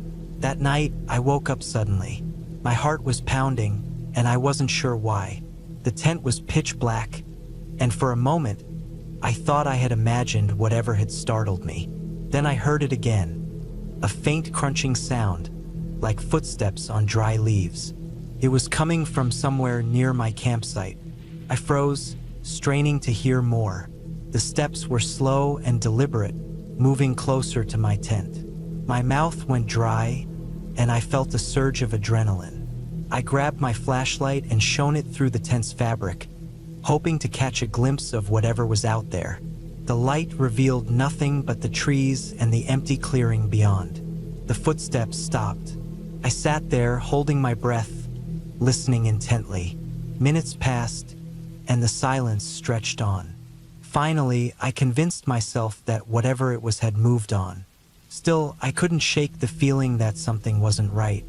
The next morning, I found no signs of disturbance around my campsite. No tracks, no broken branches, nothing to suggest that anyone or anything had been there. I tried to put it out of my mind, but the sense of unease lingered. I decided to stay vigilant but not let my imagination ruin the trip. That day, I ventured farther from camp, exploring a ridge that offered stunning views of the surrounding valleys. I spent hours hiking and taking photos, trying to immerse myself in the experience. By the time I returned to the campsite, it was late afternoon, and the shadows were already growing long. I set about preparing dinner, keeping an eye on the forest around me. As dusk fell, I thought I saw movement in the trees on the far side of the lake. It was just a flicker, something out of the corner of my eye. I stared at the spot but saw nothing. The lake's surface was calm, and the forest was still. But the uneasy feeling from the night before returned, stronger this time. I decided to make a larger fire that night, hoping it would deter any animals or anything else from coming too close. As I sat by the flames, I tried to rationalize my fear. The wilderness was full of noises and shadows, and being alone amplified every sound and movement. I told myself that I was safe and that there was no reason to worry. Still, I kept my flashlight and a knife within arm's reach when I finally crawled into my tent. Sometime in the middle of the night, I woke up again. This time, it wasn't footsteps that startled me. It was the sound of something brushing against my tent. A soft, deliberate sound, like fabric being dragged across the nylon. My heart felt like it was about to explode. I lay perfectly still, barely breathing, as the sound moved from one side of the tent to the other. Then it stopped. I fumbled for my flashlight, my hands shaking. When I turned it on and shone it around the tent's interior, everything looked normal. I mustered the courage to unzip the door just enough to peek outside. The fire had died down to glowing embers, casting faint light across the campsite. I couldn't see anything unusual. No movement, no signs of life. But the sense of being watched was overwhelming. I didn't sleep much after that. I stayed awake, clutching the flashlight, listening for any sound. By the time dawn broke, I had made up my mind to cut the trip short. Whatever was out there, I didn't want to find out.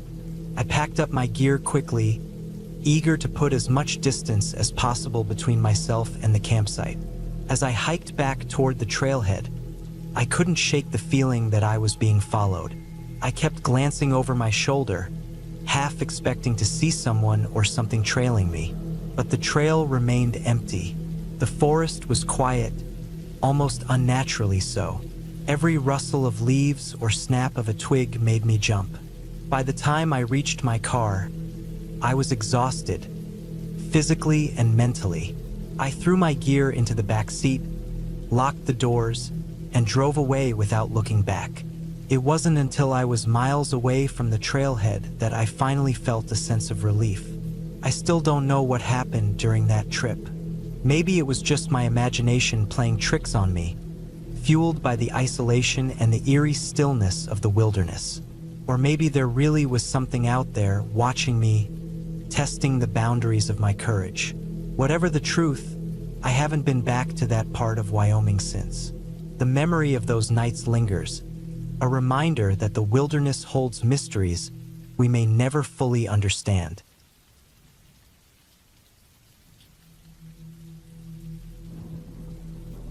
Started out as a simple idea.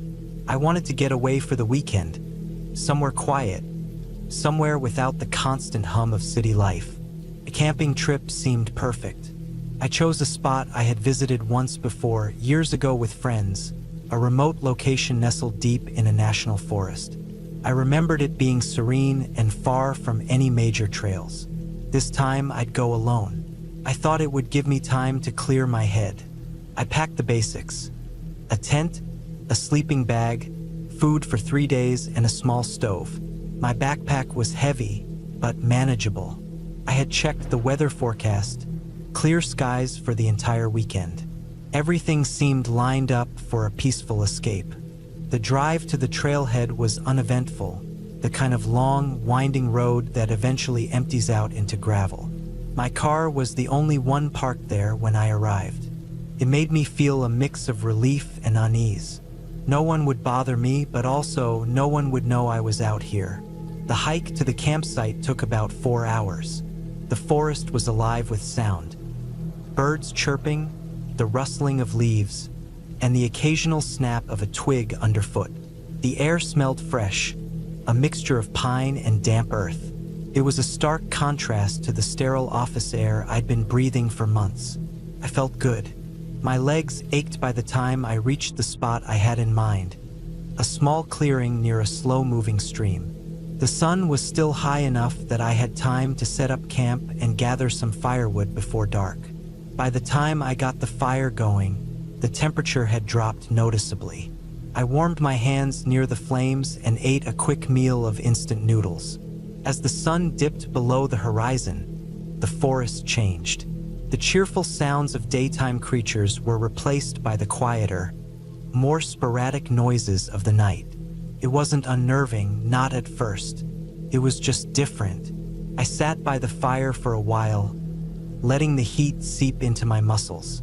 My mind wandered as I stared into the flames. I thought about work, about the people I hadn't called in too long, about whether I'd remembered to lock my apartment door. Eventually, the fire burned down to glowing embers, and I decided it was time to sleep. The first night was uneventful. I woke up a few times to the sound of animals moving in the underbrush, but nothing came close to the tent. Morning came, and with it, the promise of a full day to explore. After a quick breakfast, I set off to wander the surrounding area. I didn't go far, just far enough to feel like I was discovering something new. The forest was dense, and the sunlight struggled to filter through the canopy. I found a few animal tracks near the stream and even spotted a deer in the distance. It was exactly the kind of experience I'd hoped for. Around midday, I returned to camp to eat and rest. As I sat on a fallen log, I noticed something strange. The woods were quieter than they had been earlier. The usual hum of insects and occasional bird calls were absent. It wasn't silent, exactly, but it was subdued. I tried to brush it off as my imagination, but the feeling lingered. I spent the rest of the afternoon gathering more firewood and double-checking my gear. The quiet persisted, and by the time evening rolled around, I couldn't shake the sense that something was off. Still, I reminded myself that I was alone in the middle of the forest. Of course, it felt strange. I wasn't used to this kind of solitude. That night, I built the fire higher, adding more logs than I had the previous night. I wanted the light and the comfort it brought. I stayed up late, watching the flames dance and listening for any unusual sounds. Nothing happened. When I finally crawled into my tent, I told myself I was being paranoid. But then, just as I was drifting off, I heard it. A single, distinct sound that didn't belong. A snap, like a twig breaking underfoot. It was close, too close. My eyes shot open, and I held my breath, straining to hear more. The forest was silent again, but the sound had been real. I was sure of it. I lay there for what felt like hours, every muscle in my body tense. I told myself it was probably just an animal, a raccoon or maybe a deer, but deep down I wasn't convinced. Eventually, exhaustion won out, and I fell into a fitful sleep. The next morning, I searched the area around my campsite. I found nothing unusual, no tracks, no signs of anything larger than a squirrel. Still, I couldn't shake the unease. I considered packing up and heading back, but part of me felt silly. I'd come out here to escape, to prove to myself that I could handle being alone in the wilderness. Leaving early felt like admitting defeat. I spent the day sticking close to camp. I didn't wander far, and I kept my fire going even during the day. The hours dragged. By evening, I was on edge, jumping at every sound. When night fell, I added even more wood to the fire, determined to keep it blazing until dawn if I had to. The second night was worse. The noises started again, faint at first but unmistakable. Footsteps, slow and deliberate, circling just beyond the reach of the firelight. I couldn't see anything, no matter how hard I strained my eyes. My heart pounded in my chest, and my mind raced with possibilities. Was it an animal? Person? Something else entirely? I didn't sleep that night. I sat by the fire, clutching a heavy branch I'd pulled from the pile of wood. The footsteps came and went, sometimes stopping for long stretches before starting up again. Each time, they seemed a little closer. When dawn finally broke, I made my decision. I wasn't staying another night. I packed up my gear as quickly as I could, my hands shaking. The forest felt oppressive, the trees looming larger than they had before. I didn't bother with breakfast. I just wanted to leave. The hike back to the trailhead was grueling. My pack felt heavier than it had on the way in, and every sound made me jump. The sense of being watched was overwhelming. I kept looking over my shoulder, expecting to see someone or something following me, but the trail remained empty. When I finally reached my car, I practically threw my pack into the trunk and locked myself inside. My hands were still trembling as I turned the key in the ignition. The relief I felt as the engine roared to life was almost enough to bring me to tears. I drove away without looking back, the forest receding in my rearview mirror. Even now, weeks later, I can't fully explain what happened out there. I've told myself it was probably just an animal, that I overreacted, let my imagination get the best of me. But deep down, I know that's not true. The footsteps were too deliberate, too human. Someone or something was out there, watching me, and that's a thought I can't shake.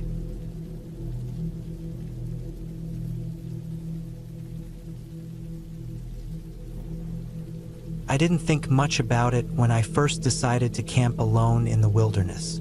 It was something I'd wanted to do for years. Being out there, away from the noise and chaos of daily life, seemed like the perfect escape. I packed my gear meticulously, double-checked everything, and drove out early on a crisp Saturday morning in October. The air was cool but not biting, and the leaves were in full display, a fiery mix of reds, oranges, and yellows. I felt ready, even excited. The spot I chose was deep in the forest, miles from the nearest road. It wasn't a well-marked campsite. In fact, I had found it on an old hiking forum. Someone had mentioned it as a hidden gem, a place untouched by the usual crowds. The idea of solitude thrilled me. I wanted to test myself, to prove I could handle being out there alone. The hike to the site took nearly 3 hours. The trail was faint in places, and I had to rely on my map and compass to stay on track. My pack felt heavier with every step, but I told myself it was part of the experience. By the time I arrived, the sun was starting to dip lower in the sky, casting long shadows through the trees. The clearing was perfect. There was a small stream nearby, the sound of water trickling over rocks soothing in the quiet. The forest felt alive but peaceful, the kind of place that made you breathe a little deeper. I set up my tent in the flattest spot I could find and started a small fire. As the light faded, I cooked a simple meal over the flames and leaned back against a fallen log to eat. The stars began to peek through the canopy above, more of them than I'd ever seen before. It was beautiful, the kind of beauty that makes you feel small but in a good way. After dinner, I sat by the fire for a while, listening to the sounds of the forest, the occasional rustle of leaves, the distant hoot of an owl. It was calming. I stayed up later than I'd planned, reluctant to leave the warmth of the fire, but eventually, I crawled into my tent and zipped it shut. The sleeping bag was warm and comfortable, and I fell asleep quickly, feeling safe and content. The first night passed without incident. I woke up with the sunrise, feeling refreshed. After breakfast, I spent the day exploring the area. I followed the stream upstream for a while, finding small waterfalls and pools. I climbed a rocky outcrop and sat for a while, taking in the view. The forest stretched out endlessly, a sea of color. It was everything I'd hoped for. By the time I returned to camp, the sun was already sinking again. I gathered more firewood, enough to last the night, and settled in for another evening by the fire. As the night deepened, I noticed the forest felt different. The sounds were still there, but they seemed off. The rustling in the bushes sounded closer, the cracks of branches sharper. I told myself it was just my imagination. Being alone in the woods could play tricks on your mind. I went to bed earlier that night, wanting to shake the unease I felt. Sleep didn't come as easily, though. Every little sound outside the tent seemed magnified. I told myself it was just animals, maybe a raccoon or a deer. But then, sometime in the middle of the night, I heard it, a low, guttural sound, almost like a growl. My heart raced. I froze, straining to hear more. Came again, closer this time. It didn't sound like any animal I'd ever heard before. I stayed awake for hours, gripping my flashlight, every muscle in my body tense. The sound didn't come again, but I couldn't shake the feeling that something was out there. When morning finally came, I was exhausted. I considered packing up and heading back, but I convinced myself to stay. I come all this way after all. Besides, I told myself it was probably just a bear or a coyote. Nothing to be afraid of if I kept my food secured and stayed cautious. The third day was uneventful. I stayed closer to camp, not wanting to venture too far after the previous night. The forest felt quiet again, almost normal. I gathered more wood, cooked my meals, and tried to enjoy the solitude. But as the sun dipped lower, that feeling of unease returned. I couldn't explain it, but it was as if the forest itself was watching me. That night, I didn't bother trying to sleep early. I stayed by the fire, feeding it more wood than necessary, the light and warmth comforting. Around midnight, I heard it again, the growl. This time, it was unmistakably close. My stomach dropped. I grabbed my flashlight and scanned the trees, but the beam didn't reveal anything. The fire crackled loudly in the silence that followed, the only sound I could hear. And then, a new sound. Footsteps. Slow, deliberate. Not the quick, light steps of an animal, but something heavier. Human? Couldn't tell. My heart was pounding so hard I could hear it in my ears. I stood up, holding the flashlight in one hand and my camping knife in the other. The footsteps stopped. The silence was deafening. I stayed like that for what felt like hours, scanning the darkness, every nerve on edge. Nothing happened. No more sounds, no movement. Eventually, I convinced myself to sit back down, though I didn't take my eyes off the forest. I didn't sleep at all that night. When morning came, I made the decision to leave. I packed up my camp as quickly as I could, my hands trembling. The forest felt wrong, like it was holding its breath. I didn't bother eating breakfast. I just wanted to get out of there. The hike back was grueling. My pack felt heavier than ever, and I couldn't shake the feeling that I was being followed.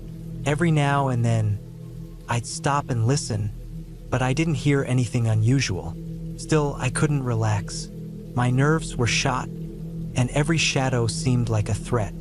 It wasn't until I reached my car that I finally felt safe.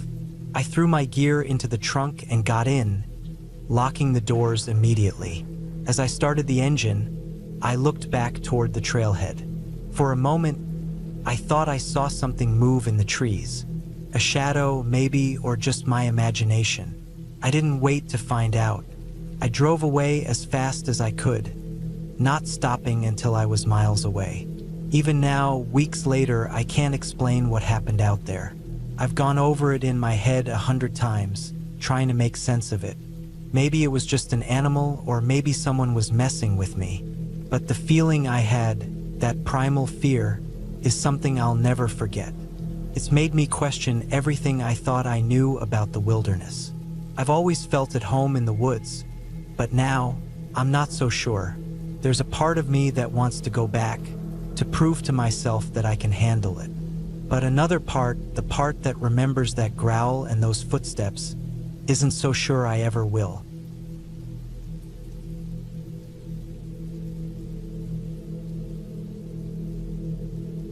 I had been planning the trip for months. A solo camping adventure deep in the woods was just what I needed to escape the routine of everyday life. I picked a remote spot about 3 hours from the nearest town, somewhere I was sure I wouldn't encounter anyone else. I wanted solitude, the kind you could only find in the wilderness. The drive out was uneventful. I passed small towns, winding roads, and endless stretches of trees. The last hour of the journey was on a dirt road that seemed forgotten by time. My car's tires kicked up dust, and the sound of gravel crunching beneath them was the only thing breaking the silence. Finally, I arrived at the trailhead. It was nothing more than a small clearing with a faded wooden sign marking the start of the trail. I grabbed my backpack, double-checked my gear, and set off. The hike to the campsite was challenging but rewarding. The air was crisp, carrying the scent of pine and damp earth. The trail twisted and turned through dense forest, occasionally opening up to reveal breathtaking views of distant mountains. I had mapped out a spot near a small, secluded lake. It was a good 5 miles from the trailhead and well off the beaten path. When I finally arrived, it was everything I had hoped for. The lake's surface was like glass, reflecting the towering trees and the sky above. There wasn't a single sign of human presence. It felt like I had stumbled into another world. I set up my tent on a flat patch of ground a few yards from the water. The afternoon sun filtered through the trees, casting dappled light on my campsite. I unpacked my gear, arranged my supplies, and built a small fire pit using stones from the lakeshore. By the time I had everything set up, the sun was beginning to dip below the horizon. Dinner was a simple affair. I heated up a can of soup over the fire and ate while listening to the sounds of the forest.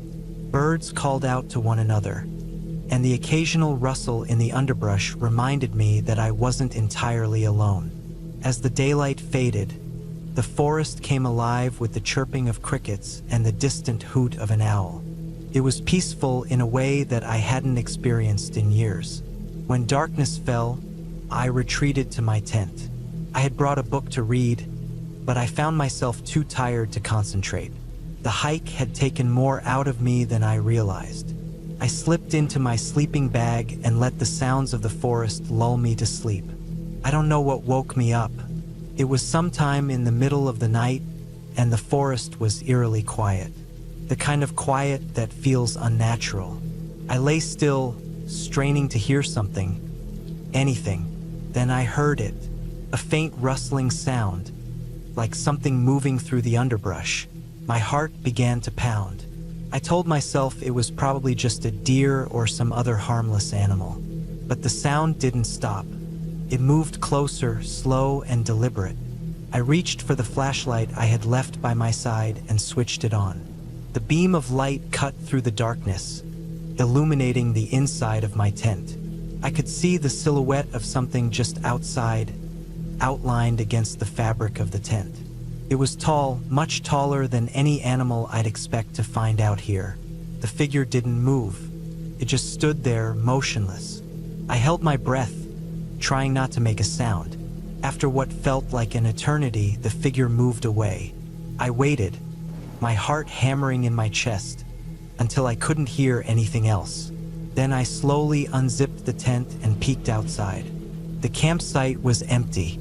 The fire had burned down to embers, casting a faint orange glow. I shone my flashlight around, but there was no sign of anyone or anything. Still, I couldn't shake the feeling that I was being watched. I spent the rest of the night wide awake, clutching a camping knife and listening for any sounds. None came. When the first light of dawn broke through the trees, I felt a wave of relief. I packed up my gear as quickly as I could, eager to put some distance between me and whatever had been outside my tent. As I hiked back toward the trailhead, I couldn't shake the feeling that I wasn't alone. Every snap of a twig and rustle of leaves made me whip around, expecting to see someone there. But there was never anything, just the empty forest. About halfway back, I came across something that made my blood run cold. On the trail ahead of me, there were footprints. They were fresh and clearly human. But what unnerved me was the direction they were heading. They were coming from the trailhead the same way I was going. Someone had been walking toward my campsite, and judging by the size of the prints, It was the same person who had stood outside my tent. Quickened my pace, my mind racing. Why would someone be out here this far from civilization? There was no reason to take this trail unless you were deliberately trying to find someone. The thought made my skin crawl.